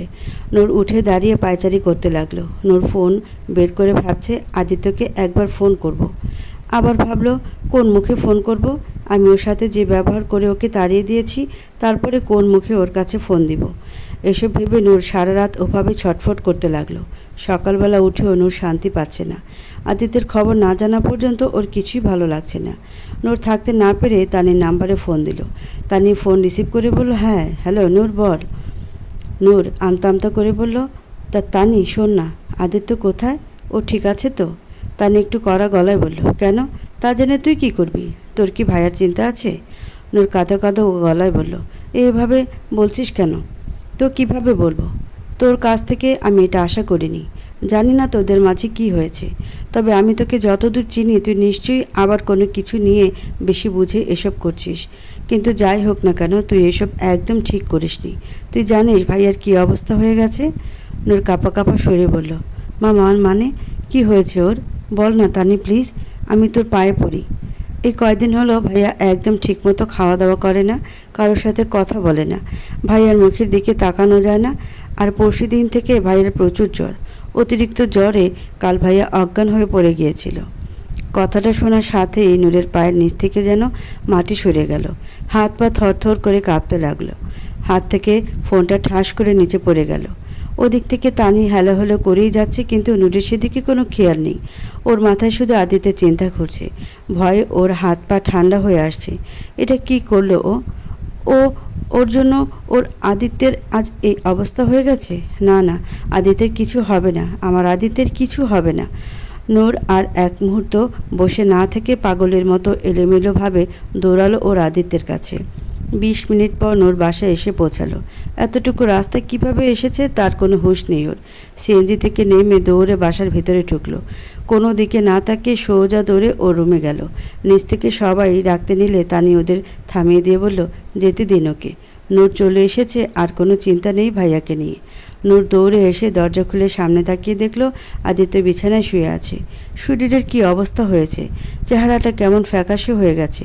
আদিত্যের এমন অবস্থা দেখে নূরের কলিজাটা ছিঁড়ে আসছে। ওর অপরাধ বোধে মরে যেতে ইচ্ছে করছে ওর। আজ ওর জন্য আদিত্যের এই অবস্থা হয়েছে। ও কিভাবে মাফ করবে নিজেকে? নূর আর এগোতে পারছে না। মুখে হাত চেপে ধরে দেয়ালের সাথে এঁটে যেয়ে কাঁদতে লাগলো। কারোর কান্নার শব্দে আদিত্য চোখ খুলে তাকালো। সামনে তাকিয়ে নূরকে দেখে আদিত্য এক ঝটকায় উঠে বসলো। ও নিজের চোখে বিশ্বাস হচ্ছে না। ও স্বপ্ন দেখছে না তো? ওর প্রাণ পাখি ওর কাছে ফিরে এসেছে। আদিত্য খুশিতে আত্মহারা হয়ে গেল। ধীরে ধীরে উঠে দাঁড়িয়ে নূরের দিকে করুণ মায়াভরা চোখে তাকালো। আদিত্যের তাকানো দেখে নূর আরও জোরে কেঁদে উঠল। আদিত্য দুই হাত দিয়ে দুই দিকে ছড়িয়ে ছলছল চোখে তাকিয়ে নূরকে নিজের কাছে আসার আহ্বান জানালো। নূর আর থাকতে পারল না। দৌড়ে যেয়ে আদিত্যকে জড়িয়ে ধরে কাঁদতে লাগলো। আদিত্য আষ্টে পৃষ্ঠে জড়িয়ে ধরল ওর প্রাণ পাখিকে। এই কয়দিন পর যেন ওর দেহে প্রাণ ফিরে পেল। সব অসুস্থতা যেন মুহূর্তেই দূর হয়ে গেল। নূর আদিত্যকে ছেড়ে দুই হাতে আদিত্যের মুখটা ধরে পাগলের মতো সারা মুখে চুমু খেতে লাগলো। তারপর আদিত্যের ঠোঁটে নিজের ঠোঁট চেপে ধরে চোখ বন্ধ করে কাঁদতে লাগলো। আদিত্য নূরের কোমর শক্ত করে জড়িয়ে ধরে সুখ অনুভব করতে লাগলো। একটু পরে নূর আদিত্যের ঠোঁট ছেড়ে দিয়ে দুই হাতে আদিত্যের মুখটা ধরে কপালের সাথে কপাল ঠেকিয়ে ফোপাতে ফোপাতে বলল, I am sorry, I am sorry. আমি অনেক পচা, একদম পচা। আমি একটুও ভালো না। আমি তোমাকে সবসময় শুধু কষ্ট দিই, কখনো কোনো খুশি দিতে পারি না। আজ আমার জন্য তোমার এই অবস্থা হয়ে গেছে। আমি খুবই পচা। আমি আসলে তোমার যোগ্যই না। তুমি কেন এই পচা মেয়েটাকে এত ভালোবাসো? আমার মতো পচা মেয়েকে একদম ভালোবাসা উচিত না তোমার। আদিত্য অশ্রু চোখে মুচকি হেসে বলল, ইস, একদম আমার প্রাণ পাখিকে পচা বলবে না। আমার প্রাণ পাখি সবার থেকে ভালো। হ্যাঁ, মাঝে মধ্যে শুধু একটু বোকামি করে ফেলে, একটু মাথা মোটা তো, তাই আর কি। নূর কান্নার মাঝে হেসে উঠে আদিত্য আবার জড়িয়ে ধরল।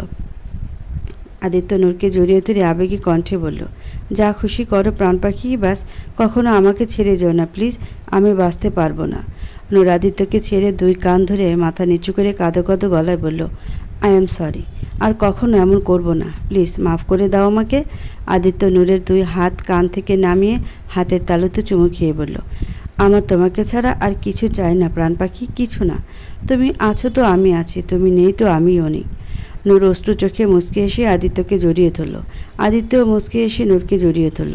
ওর প্রাণ পাখি ওর কাছে ফিরে এসেছে, আর কিছু চায় না ওর। এক সপ্তাহ পর। এই এক সপ্তাহ নূর আদিত্যের সেবা করে ওকে একদম সুস্থ করে দিয়েছে। আদিত্য এখন আবার অফিসে যাওয়া শুরু করেছে।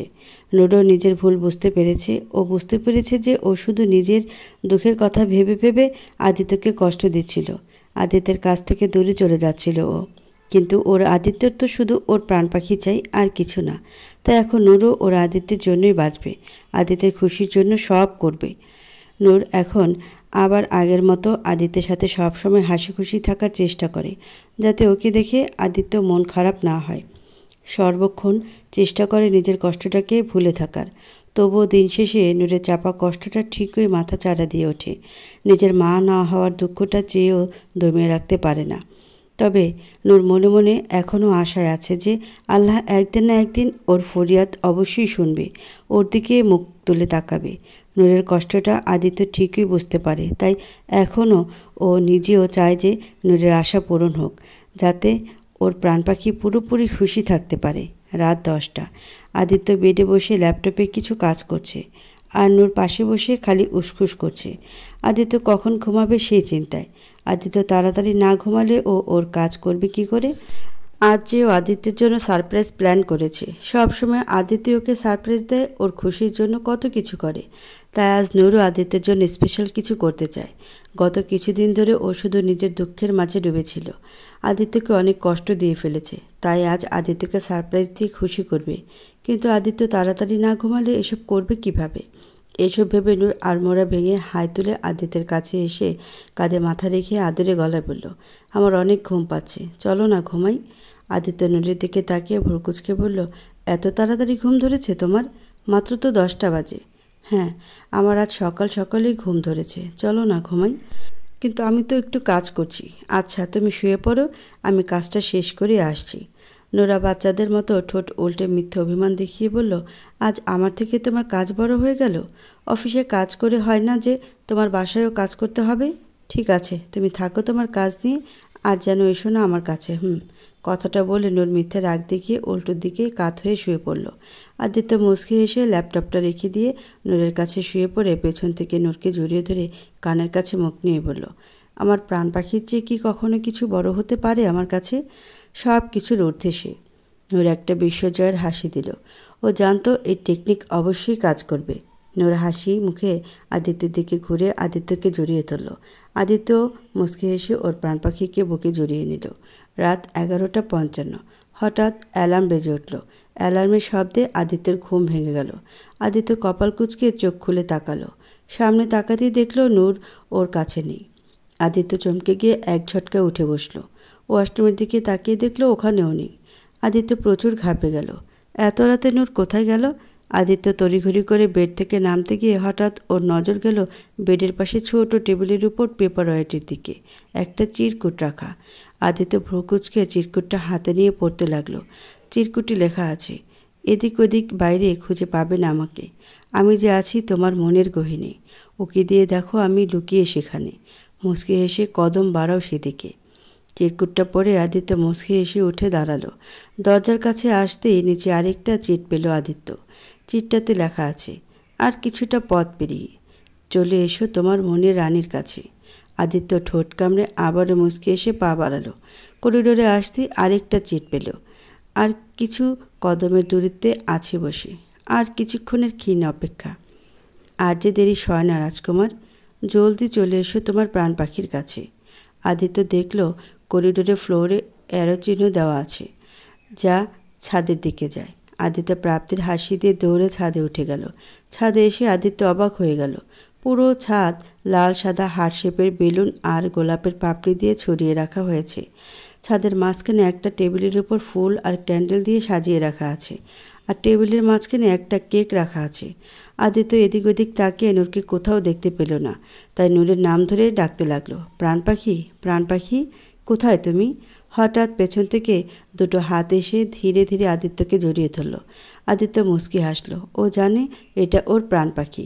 আদিত্য নূরকে পেছন থেকে জড়িয়ে ধরে এনে কানের কাছে মুখ নিয়ে কানে একটা চুমু খেয়ে লো ভয়েসে গানে সুরে বলল, happy birthday, happy birthday, happy birthday to you. শুভ জন্মদিন ভালোবাসা। আদিত্য তো ভুলে গিয়েছিল যে আজ ওর জন্মদিন। নূরের এমন সারপ্রাইজে আদিত্যের মনটা ভরে গেল। আদিত্য তৃপ্তির হাসি দিয়ে নূরের দিকে ঘুরে তাকালো, আর তাকাতে আবারও থ হয়ে গেল। নূর আজ একটা হোয়াইট কালারের off shoulder floor touch party gown পরেছে। গলায় শুধু আদিত্যের দেওয়া পেন্ডেন্টটা ছাড়া আর কোনো অর্নামেন্ট পরেনি। চুলগুলো ছেড়ে দেওয়া। নূরকে দেখতে একদম বারবি ডল লাগছে। আদিত্য আবারও হারিয়ে গেল। ও ভেবে পায় না এই মেয়েটার কত রূপে ওকে ঘায়েল করবে। নূর মুচকি এসে আদিত্যের গলা জড়িয়ে ধরে বলল, শুধু আমাকে দেখলেই হবে, কেক কাটতে হবে না? আদিত্য মুচকি হেসে নূরের কোমর জড়িয়ে ধরে নেশা লাগানো কণ্ঠে বলল, লাগবে না। তোমাকে মন ভরে দেখে আগে তৃপ্তি মেটাতে দাও, তারপর বাকি সব। আচ্ছা, আর আমি যে এত মেহনত করে কেক বানালাম তার কি হবে? আদিত্য উৎসাহ নিয়ে বলল, ওয়াও, তুমি নিজের হাতে কেক বানিয়েছো আমার জন্য? তো আমার হাজব্যান্ডের জন্য কেক আমি বানাবো না তো কি আরেকজনের বউ বানাবে? এখন চলো, কেক কাটবে। কথাটা বলে নূর আদিত্যের হাত ধরে টেবিলের কাছে নিয়ে গেল। তারপর আদিত্যের হাতে ছুরি দিয়ে কেক কাটতে বলল। আদিত্য মুচকি এসে কেক কাটল। কেকের পিস নিয়ে নূরকে খাইয়ে দিতে নিলে নূর সেটা ঘুরিয়ে আদিত্যকেই খাইয়ে দিল। তারপর নূর পা উঁচু করে আদিত্যের ঠোঁটে লেগে থাকা কেকটুকু নিজের ঠোঁটে লাগিয়ে খেয়ে নিল।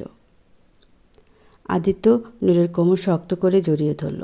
তারপর নূর আদিত্যের ঠোঁটে আলতো করে একটা চুমু খেয়ে নেমে এলো। আদিত্য মুচকি এসে নূরের দিকে তাকিয়ে রইল। একটু পরে নূর গিয়ে মিউজিক প্লেয়ারে একটা গান প্লে করে। আদিত্যের সামনে এসে এক হাত বাড়িয়ে বলল, will you dance with me my prince? Aditya মুচকি হেসে হাত ধরে নূরের কোমর জড়িয়ে ধরে কাপল ডান্স করতে লাগলো। নূর আদিত্যের গলা জড়িয়ে ধরে কপালের সাথে কপাল ঠেকিয়ে মায়া ভরা চোখে তাকিয়ে আস্তে আস্তে ঘুরে ঘুরে নাচতে নাচতে গেয়ে উঠল, सांस में तेरी सांस मिली तो मुझे सांस आई, मुझे सांस आई, मुझे सांस आई। ডান্স শেষে আদিত্য চুমু খাওয়ার জন্য নূরের ঠোঁটের দিকে ঝুঁকতেই নূর আদিত্যের আঙ্গুল ঠেকিয়ে বলল, এখনই না, তোমার জন্য আরেকটা সারপ্রাইজ বাকি আছে। আরও সারপ্রাইজ? একদিনে এত কিছু হজম করব কিভাবে প্রাণ পাখি? সমস্যা নেই, আমি আছি না, আমি হজম করতে সাহায্য করব। কথাটা বলে নূর আদিত্যের হাত ধরে ছাদের পেছন সাইডের দিকে নিয়ে গেল। আদিত্য মুচকি এসে নূরের সাথে গেল। সেখানে গিয়ে আদিত্য আরেক দফা অবাক হলো। এখানে চারদিকে পিলার দিয়ে পিলারের সাথে পাতলা সাদা পর্দা ঝুলিয়ে সুন্দর করে ছোট্ট ঘরের মতো সাজানো হয়েছে, আর নিচে সাদা গদির বিছানা পাড়া আছে। সব কিছু একদম মনোমুগ্ধকর লাগছে। আদিত্য মুগ্ধ হয়ে তাকিয়ে আছে। ওর প্রাণ পাখিটা ওর জন্য কত কিছু করেছে আজ। এমন সারপ্রাইজ তো ও নিজেও কখনো ভাবতে পারেনি। নূর আদিত্যের হাত ধরে ধীরে ধীরে এনে গদির বিছানায় বসালো। নিজেও আদিত্যের মুখোমুখি বসে আদিত্যের গালে হাত রেখে লো ভয়েসে বলল, সবসময় তুমি আমাকে আদর করো, আজ আমি তোমাকে আদর করব। নূরের কথায় আদিত্য মায়াবী চোখে নূরের দিকে তাকিয়ে রইল। নূর মুখটা উঁচু করে আদিত্যের কপালে চুমু দিল। আদিত্য মুচকি এসে আবেশে চোখ বন্ধ করে নিল। নূর আদিত্যের দুই চোখের পাতায় চুমু খেলো, নাকের ডগায় দুই গালে চুমু খেলো। তারপর আদিত্যের ঠোঁটে নেমে এলো, চুমু খেতে লাগলো আদিত্যের ঠোঁটে। আদিত্য নূরের কোমর শক্ত করে জড়িয়ে ধরে নূরের ভালোবাসায় মিলিয়ে যেতে লাগলো। নূরের সাথে সমান তালে চুমু খাচ্ছে। নূর এবারে আদিত্যের ঠোঁট ছেড়ে চুমু খেতে খেতে আদিত্যের গলায় নেমে এলো। গলায় চুমু খেতে খেতে নূর আদিত্যের শার্টের বোতাম এক এক করে খুলতে লাগলো। বোতাম খোলা শেষে নূর আদিত্যের বুকে পেটে চুমুতে চুমুতে ভরিয়ে দিল। আদিত্য যেন সুখে সাগরে ভাসছে, যেখান থেকে ও আর ফিরতে চায় না। আদিত্য নূরের পিঠে হাত বুলিয়ে গাউনের চেনটা খুলে ফেলল। তারপর নূরকে উল্টো দিকে ঘুরিয়ে নূরের পিঠে চুমু খেতে লাগলো। নূর চোখ বন্ধ করে জোরে জোরে নিঃশ্বাস ফেলছে। পিঠে চুমু খাওয়ার শেষে আদিত্য নূরকে আবার নিজের দিকে ঘুরিয়ে ঠোঁটে চুমু খেতে লাগলো। চুমু খেতে নূর আদিত্যের শার্ট পুরো খুলে ফেলল। তারপর আদিত্যকে নিয়ে ধীরে ধীরে শুয়ে পড়ল। রাতের খোলা আকাশের নিচে ভরা জোছনার আলোয় আরেকটা ভালোবাসাময় মুহূর্ত পার করল ওরা। চারিদিকে ঠান্ডা শীতল বাতাস যেন মুহূর্তটাকে আরও স্বর্গীয় করে তুলেছে। একটা ফুটফুটে পুতুলের মতো বাচ্চা মেয়ে খিলখিল করে হেসে পুরো বাড়ি দৌড়ে বেড়াচ্ছে। আর নূর ওর পেছনে পেছনে ছুটতে ছুটতে বলছে, মামুনি মামুনি দাঁড়াও, পড়ে যাবে তো। কিন্তু বাচ্চাটা শুনছেই না। তখনই সামনে থেকে আদিত্য এসে মুচকি হেসে বাচ্চাটাকে ধরে কোলে তুলে নিয়ে বলল, কি করছে আমার সোনামণিটা? মামুনিকে কেন জ্বালাচ্ছ? বাচ্চাটা আদিত্যের গলা জড়িয়ে ধরে বলল, আগে বউ আমার চকলেট কই পাপা? আদিত্য পকেট থেকে একটা চকলেট বের করে দিয়ে বলল, এই যে আমার প্রিন্সেসের চকলেট। বাচ্চাটা খুশি হয়ে চকলেট হাতে দিয়ে আদিত্যের গালে চুমু খেয়ে বলল, ইয়ে আমার ভাও পাপা। নূর ওদের কাছে এসে অভিমানী সুরে বলল, বারে এখন পাপাই সব হয়ে গেল? পাপা ভালো আর আমি কি পচা? পিচটা নূরের গালেও চুমু খেয়ে বলল, তুমিও ভাওয়া মাম্মা। কথাটা বলে পিচিটা দুই হাতে দুজনকে জড়িয়ে ধরল। আদিত্য আর নূর হেসে দিয়ে দুই পাশ থেকে পিচিটার দুই গালে চুমু খেলো। মনে হচ্ছে একদম পিকচার পারফেক্ট ফ্যামিলি। নূর হাসি মুখে চোখ খুলে তাকালো। তখনই ওর হাসি মুখটা মলিন হয়ে এলো। তার মানে ও এতক্ষণ স্বপ্ন দেখছিল। ওর এই স্বপ্নে কি কখনো বাস্তবে রূপ নেবে না? লোকে বলে সকালে স্বপ্ন নাকি সত্যি হয়। তাহলে কি আমার স্বপ্ন সত্যি হবে? এসব ভেবে নূরের চোখে পানি চলে এলো। নূর মাথা তুলে আদিত্যের দিকে তাকিয়ে দেখল আদিত্য কি সুন্দর প্রশান্তির ঘুম দিচ্ছে। আদিত্য ভোর রাতে নূরকে কোলে নিয়ে রুমে চলে এসেছিল। নূর নিজের চোখের পানি মুছে মনে মনে বলল, না না, আজ আমি এসব ভেবে মন খারাপ করব না। আজ আমার আদিত্যের জন্মদিন, আজ ওকে কোনোভাবে মন খারাপ হতে দেব না। নূর মুচকে এসে আদিত্যের কপালে একটা চুমু খেলো। আদিত্য ধীরে ধীরে চোখ খুলে তাকালো। মুচকে এসে নূরের গালে হাত বুলিয়ে বলল, গুড মর্নিং প্রাণ পাখি, good morning birthday boy. Aditya নূরের ঠোঁটে একটা চুমু খেয়ে বলল, এটা আমার বেস্ট বার্থডে ছিল প্রাণ পাখি। কাল রাত আমার জীবনের একটা স্পেশাল রাত ছিল, যে আমি কখনো ভুলতে পারবো না। থ্যাংক ইউ সো মাচ প্রাণ পাখি, আমাকে এত সুন্দর বার্থডে সারপ্রাইজ দেওয়ার জন্য। ভালোবাসি প্রাণ পাখি। নূর মুচকে এসে বলল, আচ্ছা হয়েছে, এখন ওঠো, অফিস যেতে হবে না। আর হ্যাঁ, আজ অফিস থেকে একটু জলদি এসো। সন্ধ্যায় তোমার জন্য ছোট্ট একটা বার্থডে পার্টি অ্যারেঞ্জ করেছি, শুধু ফ্যামিলি মেম্বারদের নিয়ে। জো হুকুম রানী সাহেবা, আপনার যা আজ্ঞা। নূর মুচকে এসে আদিত্যকে ছেড়ে বেডের নিচে পা রেখে উঠে দাঁড়াতেই হঠাৎ ওর মাথা কেমন যেন চক্কর দিয়ে উঠল। নূর শরীরের ব্যালেন্স রাখতে না পেরে মাথা ধরে বেডের ওপর বসে পড়ল। নূরের এমন অবস্থা দেখে আদিত্য চমকে উঠে দ্রুত নূরকে ধরে নিয়ে উত্তেজিত হয়ে বলল, হে প্রাণ পাখি, কি হয়েছে তোমার? শরীর খারাপ করেছে? মাথা ঘুরছে? বলো না। নূর মুচকে এসে বলল, আরে তেমন কিছুই না, এমনি মাথাটা একটু চক্কর দিয়ে উঠেছিল, এখন আবার ঠিক হয়ে গেছে। হয়তো সকালবেলা ঘুম থেকে উঠেছি তাই এমন হয়েছে। চিন্তার কিছু নেই। কি চিন্তার কিছু নেই? আমি এত কিছু জানি না। তুমি এক্ষুনি ফ্রেশ হয়ে রেডি হয়ে নাও, আমি তোমাকে ডাক্তারের কাছে নিয়ে যাব। আমি তোমাকে নিয়ে কোনো রিস্ক নিতে পারবো না। আরে তুমি শুধু শুধু চিন্তা করছো, কাল অনেক রাতে জাগা হয়েছে তাই এমন হয়েছে। এখন সব ঠিক হয়ে গেছে, সত্যি বলছি। সত্যি বলছো তো? দেখো, আমার কাছে কিছু লুকাবে না। তোমার হেলথ নিয়ে আমি কোনো গাফিলতি সহ্য করব না। সত্যি বলছি বাবা, এখন ছাড়ো তো, আমি ফ্রেশ হয়ে আসি। ঠিক আছে, কিন্তু আবার এমন হলে আমাকে অবশ্যই জানাবে, কেমন? ঠিক আছে। কথাটা বলে নূর উঠে ওয়াশরুমে গেল। সন্ধ্যা 6টা। ড্রয়িং রুমে সবাই পার্টির অ্যারেঞ্জমেন্ট করছে। আদিত্য এখনও আসেনি। তাসির আর ছানাও এসেছে। সানা প্রেগনেন্ট তাই শুধু বসে বসে এটা ওটা খাচ্ছে আর সবার কাজ দেখছে। তাসির একটু পরপর তদারকি করছে সানার কিছু লাগবে কিনা। তানি বসে বসে বেলুন ফোলাচ্ছে আর ওর ছেলে নিবিড় সেগুলো নিয়ে খেলছে, কতগুলো আবার ফাটিয়েও ফেলছে। তানি মানা করছে কিন্তু শুনছে না। নূরও বেলুন ফোলানোর জন্য একটা বেলুন মুখে দিতেই হঠাৎ বেলুনের গন্ধে ওর ভেতরটা কেমন যেন উল্টে আসতে লাগলো। নূর তাড়াতাড়ি মুখে হাত চেপে ধরে দৌড়ে বেসিনে গিয়ে গড়গড় করে বমি করে ফেলল। নূরকে এভাবে দেখে তানি আর সানা ওর কাছে এগিয়ে গেল। নূর বমি করে একেবারে ক্লান্ত হয়ে গেছে। তানি নূরকে ধরে নিয়ে আসতে আসতে চিন্তিত সরে বলল, কি হলো তোর হঠাৎ? কিছু উল্টাপাল্টা খেয়েছিস? নূর কিছু বলতে পারছে না। ওর মাথা আবার কেমন যেন চক্কর দিতে শুরু করলো। 2 কদম আসতে নূর হঠাৎ জ্ঞান হারিয়ে পড়ে গেল। সবাই প্রচুর ভয় পেয়ে দৌড়ে এলো নূরের কাছে। তানি নূরের গালে হালকা চাপড় দিয়ে নূরকে ডাকতে লাগলো, কিন্তু নূরের কোনো সারা শব্দ নেই। তাসির বলে উঠল, এইভাবে থাকলে হবে না। আবির, তুই নূরকে রুমে নিয়ে যা, আমি ডক্টরকে ফোন করছি। আবির মাথা ঝাঁকিয়ে দ্রুত নূরকে তুলে রুমে নিয়ে গেল। আধা ঘন্টা পর আদিত্য বাসায় ফিরল। ভেতরে ঢুকে দেখল ড্রয়িং রুমে সবাই জড়ো হয়ে আছে। ডক্টরকে দেখে আদিত্য ভ্রুকুচকে বলল, ডক্টর আঙ্কেল, আপনি এখানে? কাকে দেখতে এসেছেন? কেউ কি অসুস্থ নাকি? ডক্টর বলল, হ্যাঁ, আমি আসলে তোমার ওয়াইফ নূরকে দেখতে এসেছি। নূরের কথা শুনে আদিত্যের বুকের ভিতর ধক করে উঠল। আদিত্য ভয়ে ভয়ে বলল, নূর, কি হয়েছে নূরের? কেউ কি কিছু বলবে আমাকে? তাসির বলে উঠল, আসলে আদি, নূর হঠাৎ মাথা ঘুরে পড়ে গিয়েছিল, তাই ডক্টর আঙ্কেলকে আসতে বলেছি, উনি নূরকে দেখে। তাসিরের কথা শেষ হওয়ার আগেই আদিত্য উত্তেজিত হয়ে বলল, হোয়াট? কখন? কিভাবে? তোর আমাকে জানালি না কেন? নূর কোথায়? নূর, নূর, নূর। নূরের নাম ধরে ডাকতে ডাকতে আদিত্য দৌড়ে উপরে উঠে গেল। পেছন থেকে সবাই ডাকছে, কিন্তু কারো কথাই ওর কানে যাচ্ছে না।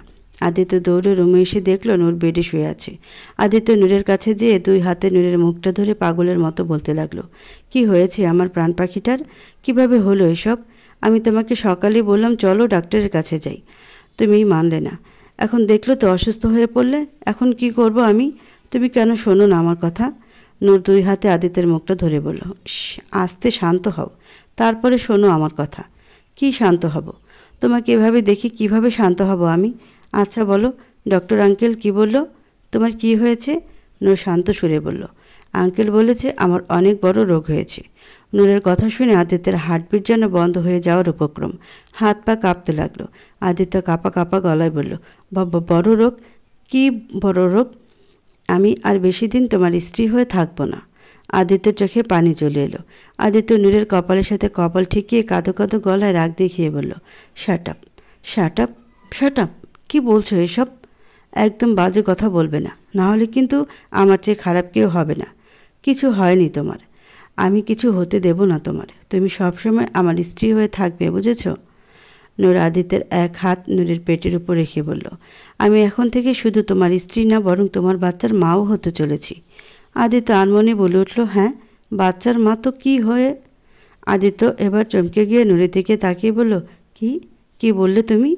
নূর অশ্রু চোখে মুচকি হেসে বলল, হ্যাঁ আদিত্য, আল্লাহ পাক আমাদের ফরিয়াদ কবুল করেছেন। আমি মা আর তুমি বাবা হতে চলেছ আদিত্য।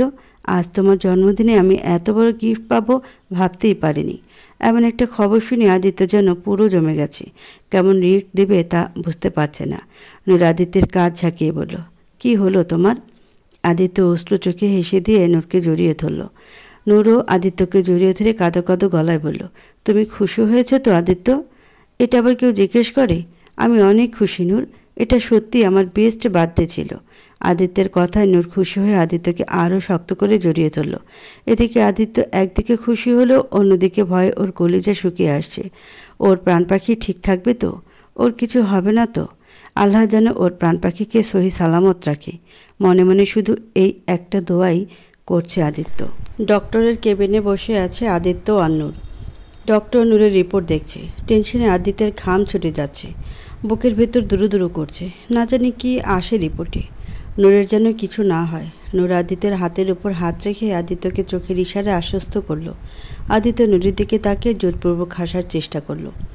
রিপোর্ট দেখা শেষে ডক্টর গম্ভীর কণ্ঠে বলে উঠল, মিস্টার আদিত্য, দেখুন আপনার ওয়াইফের প্রেগনেন্সিতে কিছু কমপ্লিকেশন আছে। আপনাদের অনেক সাবধানে থাকতে হবে। ব্যাস, এটারও ভয় পাচ্ছিল আদিত্য। শেষমেশ ওর ভয়টাই সত্যি হলো। ডক্টরের কথা শুনে আদিত্যের হাত পা ঠান্ডা হয়ে আসছে, শরীর যেন অবশ হয়ে আসছে। এখন কি করবে ও? ওর প্রাণ পাখির কিছু হয়ে গেলে ও কিভাবে বাঁচবে? আদিত্যের অবস্থা দেখে নুরু অনেক ভয় পেয়ে গেল। আদিত্য যদি আবার বেবি অ্যাবর্শন করে দিতে বলে তখন? ডক্টর ওদের কিছু মেডিসিন আর সাবধানে থাকার পরামর্শ দিয়ে দিল। ওরা সেটা নিয়ে কেবিন থেকে বেরিয়ে এলো। বাইরে এসে আদিত্য কোনো কথাই বলছে না, নূরের দিকেও তাকাচ্ছে না। নূরের ভীষণ ভয় লাগছে। ও বুঝতে পারছে না আদিত্যের মনে কি চলছে। ও কি আমার উপর রেগে আছে কারণ আমি বাচ্চার জন্য জিদ করেছিলাম? একটু পরে ওরা যে গাড়িতে বসলো। গাড়িতেও আদিত্য পুরো রাস্তা কোনো কথাই বলল না। নূরও ভয়ে আর কিছু বলল না। বাসায় এসে গাড়ি থামিয়ে আদিত্য গাড়ি থেকে নামলো। নূর নামতে নিলে আদিত্য এসে হঠাৎ ওকে কোলে তুলে নিয়ে চুপচাপ সামনে তাকিয়ে বাসার ভেতর ঢুকলো। নূর শুধু অবাক হয়ে আদিত্যের দিকে তাকিয়ে রইল। রুমে এসে আদিত্য নূরকে বেডের উপর বসিয়ে দিল। নূরকে বসিয়ে দিয়ে কোনো কিছু না বলে বেলকনিতে চলে গেল। বেলকনিতে যে মাথার চুল টেনে ধরে অস্থির হয়ে কতক্ষণ পায়চারি করতে লাগলো। এদিকে নূর আদিত্যের টেনশনে অস্থির হয়ে আছে। একটু পরে আদিত্য একটু শান্ত হয়ে রুমে এসে নূরের সামনে ফ্লোরে বসে নূরের হাত দুটো নিজের হাতের মুঠো নিয়ে শান্ত সুরে বলল, আমার কথা মন দিয়ে শোনো। নূর হঠাৎ কেঁদে উঠল। আদিত্য চমকে গিয়ে দুই হাতে নূরের মুখটা ধরে বলল, হে প্রাণ পাখি, কী হয়েছে? কাঁদছো কেন? শরীর খারাপ করছে? নূর কাঁদো কাঁদো গলায় বলল, তুমি আমার উপর রেগে আছো তাই না? কারণ আমি বাচ্চা নেওয়ার জন্য জিদ করেছিলাম। প্লিজ আমাকে অ্যাবর্শন করতে বলো না। আমার জান থাকতে আমি সেটা পারবো না প্লিজ। আদিত্য ধমকের সুরে বলল, শ্যাট আপ ইডিয়েট, কী বলছে এসব? আমাকে কি তোমার এতটাই নির্দয় মনে হয়? তাহলে তখন থেকে এভাবে রাগ করে আছে কেন? কথা বলছো না আমার সাথে? কিভাবে কথা বলবো? আমার ভেতর যে ঝড় চলছে সেটা তোমাকে কিভাবে বোঝাবো? তুমি জানো এখন থেকে আমি একটা সেকেন্ডেও শান্তিতে থাকতে পারবো না, শান্তিতে ঘুমাতে পারবো না। সব সময় মনের ভিতর ভয় কাজ করবে, না জানি তোমার কখন কি হয়ে যায়। প্রতিটি ক্ষণ তোমাকে হারানোর ভয় আমাকে কুরে কুরে খাবে। আর এই কারণেই আমি তোমাকে বাচ্চা নিতে নিষেধ করেছিলাম। কিন্তু তুমি চিন্তা করো না, আমি তোমাকে অ্যাবর্শন করতে বলবো না। আমি আমার জান প্রাণ দিয়ে চেষ্টা করব তোমাকে, আমাদের বেবিকে ভালো রাখার। তবুও যদি আল্লাহ না করুক তোমার কিছু হয়ে যায় তাহলে? আমি তো তোমাকে আগেই বলেছি, তোমার কিছু হয়ে গেলে আমিও তোমার সাথে চলে যাব। তাহলে তো আর কোনো চিন্তা নেই। বাবুকে দেখে রাখার অনেক লোক আছে, তারা ওকে অনেক ভালো রাখবে। নূর কেঁদে উঠে আদিত্যকে জড়িয়ে ধরে বলল, কেন আগে থেকে এসব ভাবছ? আল্লাহ তো সব কিছু ঠিকও করে দিতে পারে, তাই না? আল্লাহর ওপর ভরসা রাখো, আল্লাহ নিশ্চয়ই সব ঠিক করে দিবেন। আদিত্য ছলছল চোখে বলল, কি করব প্রাণ পাখি? আমি যে তোমাকে ছাড়া কিছুই ভাবতে পারি না, তোমাকে ছাড়া যে আমি শূন্য। আদিত্য একটু শান্ত হয়ে নূরের মুখটা ধরে বলল, যাই হোক, এখন আমার কথা মন দিয়ে শোনো। এখন থেকে তুমি নিজে থেকে কোনো কাজ করবে না, এমনকি তুমি নিজের পায়ে হাঁটতেও পারবে না। তোমার যেখানে যেতে হবে আমি নিয়ে যাব, তোমার সব কাজ আমি করব, সব মানে সব। বুঝতে পারছো তুমি? এখন থেকে আমার কথার বাইরে তুমি একটা কাজও করবে না, সব সময় আমার নজরের সামনে থাকবে তুমি। আর খাওয়া দাওয়ার কোনো অনিয়ম আমি একদম সহ্য করব না, টাইম টু টাইম খাবার খেতে হবে। বুঝতে পারছো আমার কথা?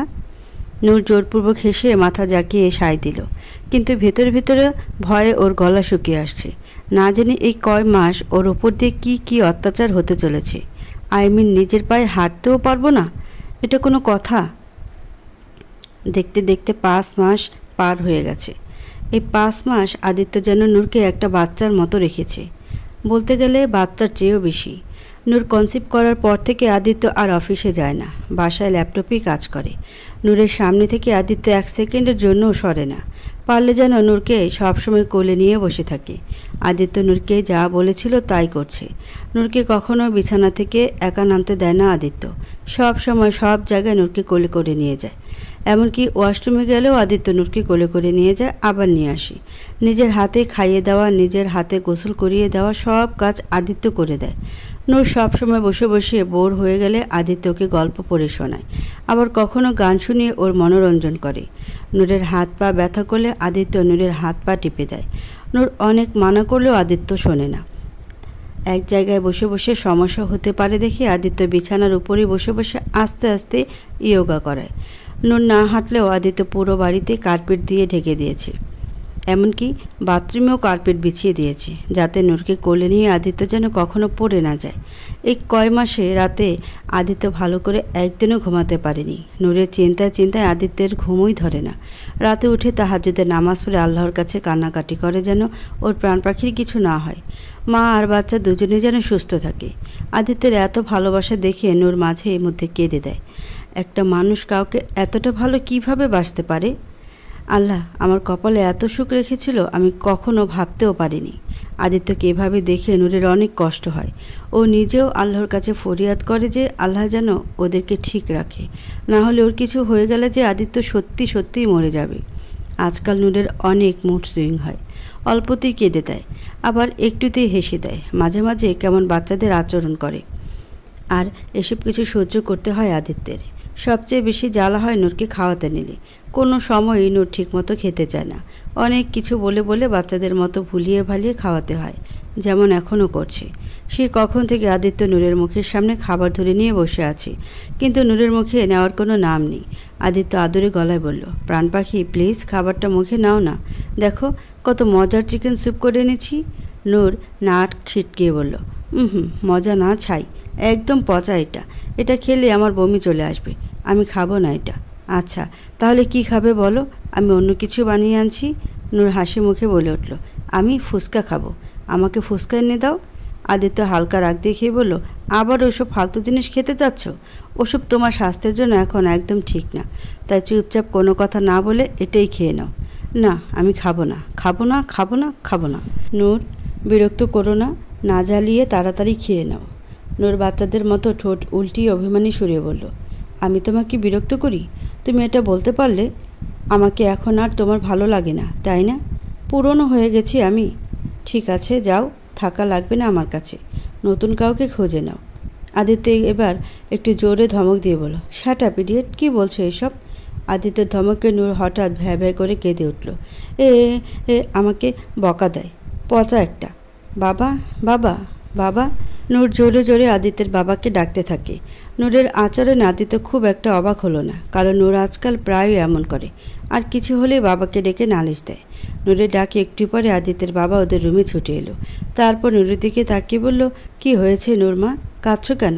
নূর নাক টেনে বলল, বাবা, তোমার এই পচা ছেলেটা আমাকে বকা দিয়েছে। আমাকে আমাকে ইডিয়েট বলেছে।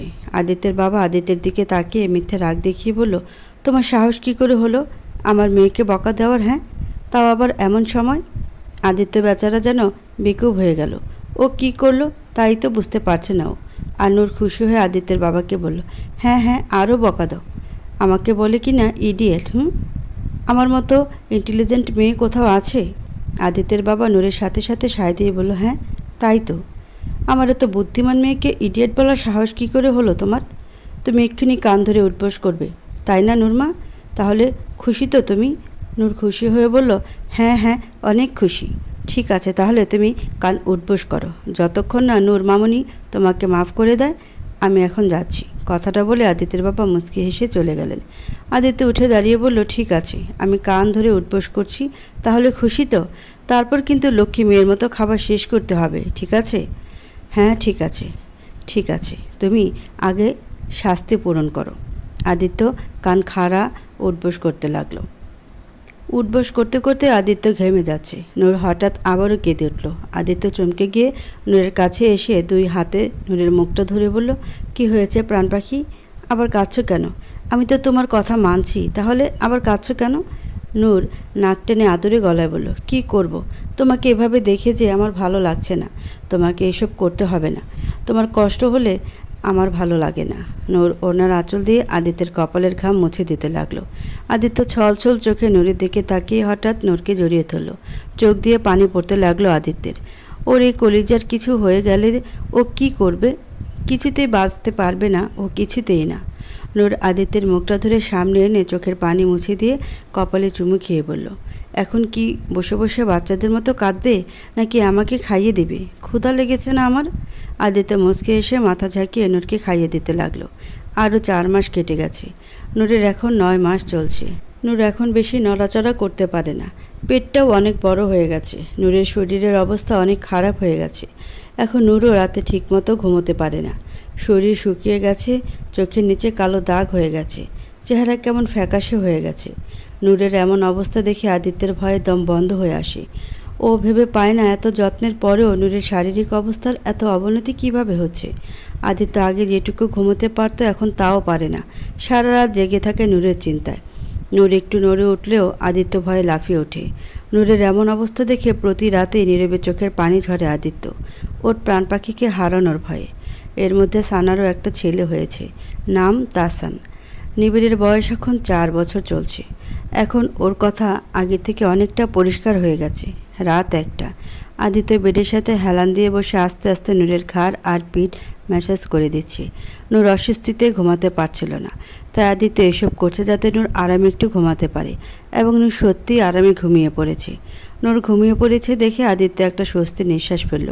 তারপর আস্তে করে উঠে ওয়াশরুমে গেল। একটু পরে হঠাৎ নূরের ঘুম ভেঙে গেল। ওর পেটে অসহ্য ব্যথা শুরু হয়ে গেল। নূর যন্ত্রণায় কাতরাতে লাগলো। ব্যথায় দম বন্ধ হয়ে আসছে ওর। নূর আদিত্যকে ডাকার জন্য পাশে তাকাতেই দেখলো আদিত্য নেই। ও ওয়াশরুমের দিকে তাকিয়ে দেখলো আদিত্য ওয়াশরুমে। এদিকে নূরের যন্ত্রণা বেরিয়ে চলেছে। যন্ত্রণায় নূরের গলা দিয়ে আওয়াজও বের করতে পারছে না। তবুও অনেক কষ্টে আদিত্যকে ডাকার চেষ্টা করলো নূর, কিন্তু ওয়াশরুমে পানি ছেড়ে রাখায় আদিত্যের কান পর্যন্ত নূরের আওয়াজ পৌঁছাচ্ছে না। নূর আদিত্যকে ডাকার জন্য অনেক কষ্টে বেডে ভর দিয়ে উঠে বসলো। তারপর এক হাতে পেট ধরে আরেক হাতে বেডের মাথায় ভর দিয়ে উঠে দাঁড়ানোর চেষ্টা করলো নূর। অনেক কষ্টে 2 কদম বাড়াতেই নূর আর পারল না। হঠাৎ ওর পা দিয়ে পানির মতো তরল কিছু গড়িয়ে এলো। নূর আর দাঁড়িয়ে থাকতে পারল না, ওখানে ফ্লোরে চিত হয়ে পড়ে যন্ত্রণায় ছটফট করতে লাগলো। আদিত্য ওয়াশরুমের দরজা খুলে বের হলো। বের হয়ে সামনে তাকিয়ে দেখলো নূর ফ্লোরে পড়ে কাতরাচ্ছে। আদিত্যের মাথায় পুরো আকাশ ভেঙে পড়ল। পায়ের নিচ থেকে যেন মাটি সরে গেল ওর। নূর! আদিত্য চিৎকার করে নূরের নাম ধরে ডেকে নূরের কাছে দৌড়ে এলো। নূরের মাথাটা তুলে কোলের ভেতর নিয়ে পাগলের মতো বলতে লাগলো, নূর, আমার প্রাণ পাখি, কি হয়েছে তোমার? নূর যন্ত্রণায় কাতরাতে কাতরাতে অনেক কষ্টে বলল, বাবা, বাচ্চা, আমাদের বাচ্চাকে বাঁচাও আদিত্য। আদিত্য খেয়াল করলো নূরের মাজার নিচে মেক্সি ভিজে গেছে। আদিত্যের বুঝতে বাকি রইল না কি হয়েছে। ভয়ে আদিত্যের হাত পা থরথর করে কাঁপতে লাগলো। কলিজা শুকিয়ে আসছে ওর, হৃৎপিণ্ড যেন বন্ধ হয়ে যাচ্ছে ওর। এই একটুখানি সময়ের মধ্যে কি হয়ে গেল? আদিত্য তাড়াতাড়ি কোলে তুলে নিয়ে চিল্লিয়ে আবিরকে ডাকতে লাগলো। আদিত্যের চিল্লানিতে বাসার সবাই ছুটে এলো। আদিত্য আবিরকে তাড়াতাড়ি গাড়ি বের করতে বলল। আবির মাথা ঝাঁকিয়ে তাড়াতাড়ি করে গিয়ে গাড়ি বের করলো। আদিত্য গাড়ির পেছনে সিটে নূরকে শুইয়ে দিয়ে মাথাটা নিজের কোলের উপরে নিয়ে বসলো। যন্ত্রণায় নূর ছটফট করছে। আদিত্যের যেন জানটা বেরিয়ে যাচ্ছে। চোখে পানি এসে গেছে, চোখ দুটো লাল হয়ে গেছে ওর। আদিত্য নূরের মাথায় হাত বুলিয়ে কান্না ভরা কণ্ঠে বলল, এই তো প্রাণ পাখি, আর কিছুক্ষণ একটু সহ্য করো, আমরা প্রায় চলে এসেছি। নূর আদিত্যের গালে হাত রেখে অনেক কষ্টে বলল, আদিত্য আমাকে প্রমিস করো যে যদি এমন সিচুয়েশন এসে যায় যে মা আর বাচ্চার মধ্যে যে কোনো একজনকে বাঁচানো যাবে, তাহলে তুমি অবশ্যই আমাদের বাচ্চাকে বাঁচাবে। প্লিজ প্রমিস করো আমাকে। আদিত্যের কলিজাটা ছিঁড়ে যাচ্ছে। আদিত্য নূরের কপালের সাথে কপাল ঠেকিয়ে গালে হাত বুলিয়ে কাঁদতে কাঁদতে বলল, প্লিজ এমন করে বলো না প্রাণ পাখি, আমার সহ্য হচ্ছে না।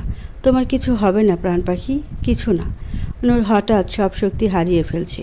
শরীর কেমন নিস্তেজ হয়ে আসছে, চোখ খুলে রাখতে পারছে না। এটা দেখে আদিত্য আরও ভয় পেয়ে গেল।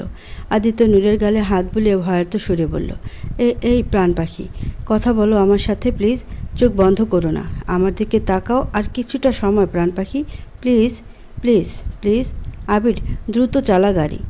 নূর অনেক চেষ্টা করেও নিজের চোখ খুলে রাখতে পারছে না, বারবার চোখ বন্ধ হয়ে আসছে। কিছুক্ষণ পরেই ওরা হসপিটালে চলে এলো। আদিত্য নূরকে কোলে নিয়ে দ্রুত হসপিটালের ভেতর ঢুকলো। হসপিটালে ঢুকে জোরে জোরে ডক্টরকে ডাকতে লাগলো। আগে থেকে বলে রাখায় ডক্টর নার্স দ্রুত দৌড়ে এলো। নূরকে স্ট্রেচারে শুইয়ে দিয়ে ওটিতে নিয়ে যেতে লাগলো। আদিত্য নূরের হাত ধরে স্ট্রেচারের সাথে সাথে যেতে লাগলো। ওটির সামনে এসে নূরের হাত ধীরে ধীরে আদিত্যের হাত থেকে ছুটে গেল। আদিত্যের মনে হচ্ছে ওর কলিজাটাই কেউ টেনে বের করে নিয়ে যাচ্ছে। আদিত্য আর সহ্য করতে পারছে না। ওটির দরজা বন্ধ হতেই আদিত্য ওখানে জ্ঞান হারিয়ে পড়ে গেল। 2 ঘন্টা পর আদিত্য চোখ খুলে তাকালো। এদিক ওদিক তাকিয়ে দেখলো ও হসপিটালের বেডে শুয়ে। নূরের কথা মনে আসতেই আদিত্য এক ঝটকায় উঠে বসলো। প্রাণ পাখি, আমার প্রাণ পাখি কোথায়? ও ঠিক আছে তো? আদিত্য হাতের স্যালাইনের পাইপ এক হাতে খুলে ফেলে দৌড়ে কেবিনের বাইরে বেরিয়ে এলো। বাইরে তাসির দাঁড়িয়েছিল। আদিত্য কীভাবে আসতে দেখে তাসির ওকে ধরে বলল, কী রে, তোর জ্ঞান ফিরে এসেছে? তুই এভাবে বেরিয়ে এসেছিস কেন? তাসিরের কথায় পাত্তা না দিয়ে আদিত্য উত্তেজিত হয়ে বলল, তাসির, আমার নূর, আমার প্রাণ পাখি কই? ও ঠিক আছে তো? বল না। আদি, আগে শান্ত হ, আমার কথাটা তো শোন। আদিত্য তাসিরের কথায় পাত্তা না দিয়ে দৌড়ে নূরের কাছে যেতে লাগলো। তাসিরও ওর পিছু পিছু দৌড়ালো। আদিত্য একটা কেবিনের সামনে এসে দেখলো ওর বাসার সবাই ওখানে দাঁড়িয়ে আছে। আদিত্য ওদের কাছে যেয়ে পাগলের মতো বলতে লাগলো, নূর কোথায়? আমার প্রাণ পাখি কোথায়? ওরা কেবিনের দিকে ইশারা করলো। আদিত্য সেদিকে তাকিয়ে কাঁপা কাঁপা পা বাড়ালো। ভয়ে ওর রুহ কাঁপছে। ভেতরে যেয়ে ওর প্রাণ পাখিকে সহি সালামত পাবে তো? আদিত্য কাঁপা কাঁপা হাতে কেবিনের দরজা খুলে সামনে তাকিয়ে দেখলো নূর বেডের উপর শুয়ে আছে। নূরের চোখ খোলা দেখে আদিত্য যেন নতুন জীবন ফিরে পেল। আদিত্য দৌড়ে যেয়ে নূরকে জড়িয়ে ধরে কেঁদে উঠল। নূরে আদিত্যকে শক্ত করে জড়িয়ে ধরল। আল্লাহ পাক ওদের ফরিয়াদ শুনেছে, ওকে আবার আদিত্যের কাছে ফিরিয়ে দিয়েছে। আদিত্য 2 হাতে নূরের মুখটা ধরে পাগলের মতো সারা মুখে চুমু খেতে লাগলো। তারপর কপালের সাথে কপাল ঠেকিয়ে কাঁদো কাঁদো গলায় বলল, জানো কত ভয় পেয়ে গিয়েছিলাম আমি, জানটা প্রায় বেরিয়ে গিয়েছিল আমার। কিছুক্ষণ পর আদিত্য একটু শান্ত হয়ে এলে নূর আদিত্যের চোখের পানি মুছে দিয়ে অশ্রু চোখে মুচকে হেসে বলে উঠল, আমাদের বাচ্চাদের দেখবে না? আদিত্য ভ্রুকুচকে বলল, বাচ্চাদের মানে? হ্যাঁ বাচ্চাদের, আমাদের টুইন বেবি হয়েছে, 1 ছেলে 1 মেয়ে। খুশিতে আদিত্যের চোখে আবারও পানি চলে এলো। অশ্রু চোখে হেসে উঠে আদিত্য নূরকে জড়িয়ে ধরল। একটু পরে দুজন নার্স দুটো বাচ্চাকে তোয়ালে মুড়িয়ে নিয়ে এলো। ছেলেটা নূরের কোলে আর মেয়েটা আদিত্যের কোলে দিল। আদিত্য 2 বাচ্চার কপালে চুমু খেয়ে আবার নূরের কপালে চুমু খেলো। শেষমেশ ওদের জীবনে সেই কাঙ্ক্ষিত খুশিটা এলো। একটু পরে বাচ্চাদের 2 দোলনায় শুয়ে দেওয়া হলো। সবাই ভেতরে এসে বাচ্চাদের দেখতে লাগলো। এদিকে আরেক ব্যক্তি অধীর অপেক্ষায় বসে আছে কাউকে দেখার জন্য। সে হলো আমাদের নিবিড় বেচারা। নিবিড় ধীরে ধীরে ভিড় ঠেলে সামনে এগিয়ে এলো। বেচারা বুঝতে পারছে না ও আগে কাকে দেখবে। হঠাৎ মেয়ে বাচ্চাটা একটু কেঁদে উঠল। নিবিড় কোনো কিছু না ভেবে ফট করে ধরে মেয়ে বাচ্চাটার কাছে এগিয়ে গেল। দোলনার ভেতর তোয়ালেতে মুড়িয়ে শুয়ে থাকা পুতুলটার দিকে বিস্ময় ভরা চোখে তাকিয়ে রইল। পুতুলটার চোখ পিটপিট করে তাকালো। নিবিড়ের ছোট্ট মাসুম হৃদয়ে হঠাৎ কোনো অনুভূতি হচ্ছে, যা ছোট্ট নিবিড় বুঝতে পারছে না। নিবিড়ের ঠোঁট জোড়া প্রসারিত হয়ে আপনি আপনি এক হাসি রেখা চলে এলো। ছোট্ট পুতুলটা নড়াচড়া করায় ওর কোমল হাতটা বেরিয়ে এলো। নিবিড় মুচকি এসে নিজের হাতটা পুতুলটার হাতের কাছে এগিয়ে নিল। এক পর্যায়ে পুতুলটা তার কোমল হাত দিয়ে নিবিড়ের তর্জনী আঙ্গুল আলতো করে ধরল। সাথে সাথে নিবিড়ের মনে হলো ওর চারপাশটা এক চমৎকার উজ্জ্বল আলোয় ভরে গেল, যেন ওর পুরো পৃথিবীটাই নতুন আলোয় আলোকিত হয়ে গেল। নিবিড় আনমনেই বিড়বিড় করে বলে উঠল, পুতুল, আমার পুতুল। 4 বছর পর। 4 বছরে নূরের ছেলেমেয়েরা অনেকটা বড় হয়ে গেছে। আদিত্য আর নূরের মেয়ের নাম আদ্রিতা নিকনেম অরি, আর ছেলের নাম নুরান নিকনেম নীর। নিবিড়ের বয়স এখন 8 বছর চলছে। নিবিড়ের পরে তানির আরেকটা মেয়ে হয়, নাম তানহা, ওর বয়স এখন 2 বছর। সানারও ওর ছেলে তাসারের পরে আরেকটা মেয়ে হয়, নাম সানবি, বয়স 1 বছর। দুপুর 2টা, সবাই ড্রয়িং রুমে বসে আছে। হঠাৎ আদ্রিতা কাঁদতে কাঁদতে ওখানে এলো। নূর আদ্রিতার কাছে যেয়ে বলল, কি হয়েছে? আমার অরি মামনি কাঁদছে কেন? আদ্রিতা চোখ ডলে ডলে নাক টেনে বলল, নিবিল ভাইয়া আমাকে অনেক জ্বলে জ্বলে দমক আবাল অনেক বকা দিয়েছে। সবাই তাকিয়ে দেখলো নিবিড় রাগী মুড নিয়ে এদিকে আসছে। তানি ওর সামনে যেয়ে শাসনের সুরে বলল, নিবিড়, তুমি অরিকে বকেছ কেন? নিবিড় রাগী মুডে বলে উঠল, হ্যাঁ বকেছি। ও আমার কথা মানেনি কেন? ওকে আমি বলেছি ও যেন অন্য কোনো ছেলের সাথে না খেলে। ওর যত খেলার ইচ্ছে আমার সাথে খেলবে। তাহলে ও আমার কথা না মেনে অন্য ছেলের সাথে কেন খেলেছিল? আমি মানা করার পরেও কেন মানে ও? তানি ধমক দিয়ে বলল, এটা কেমন কথা? ও ছোট মানুষ, অন্য ছেলে মেয়ের সাথে তো খেলবেই, তাতে কি হয়েছে? নিবিড় আরও রেগে গিয়ে টেবিলের ওপর থেকে ফুলদানিটা হাতে নিয়ে মাটিতে আছাড় মেরে চিল্লিয়ে বলল, না খেলবে না, খেলবে না ও অন্য কারোর সাথে। ও আমার পুতুল, ও শুধু আমার সাথে খেলবে। কথাটা বলে রাগে ওখান থেকে হনহন করে চলে গেল। এতটুকু বাচ্চারা এমন রাগ দেখে সবাই হতভম্ব হয়ে গেছে। এক্ষুনি এই অবস্থা না জানি বড় হলে কি হবে। আবির আদিত্যের কানের কাছে এসে বিড়বিড় করে বলল, ভাই, আমার ছেলে তো দেখছি তোর কার্বন কপি হয়েছে। আমার তো মনে হয় ও তোকেও ছাড়িয়ে যাবে। অ্যাটিটিউড দেখেছিস ওর? আবিরের কথায় আদিত্য মুচকি হাসছে। রাত 12টা। আদিত্য নূরকে কোলে নিয়ে বেলকনিতে বসে আছে। বাচ্চারা ঘুমিয়ে পড়েছে, তাই আদিত্য নূরকে এখানে নিয়ে এসে ওর দুষ্টুমি শুরু করে দিয়েছে।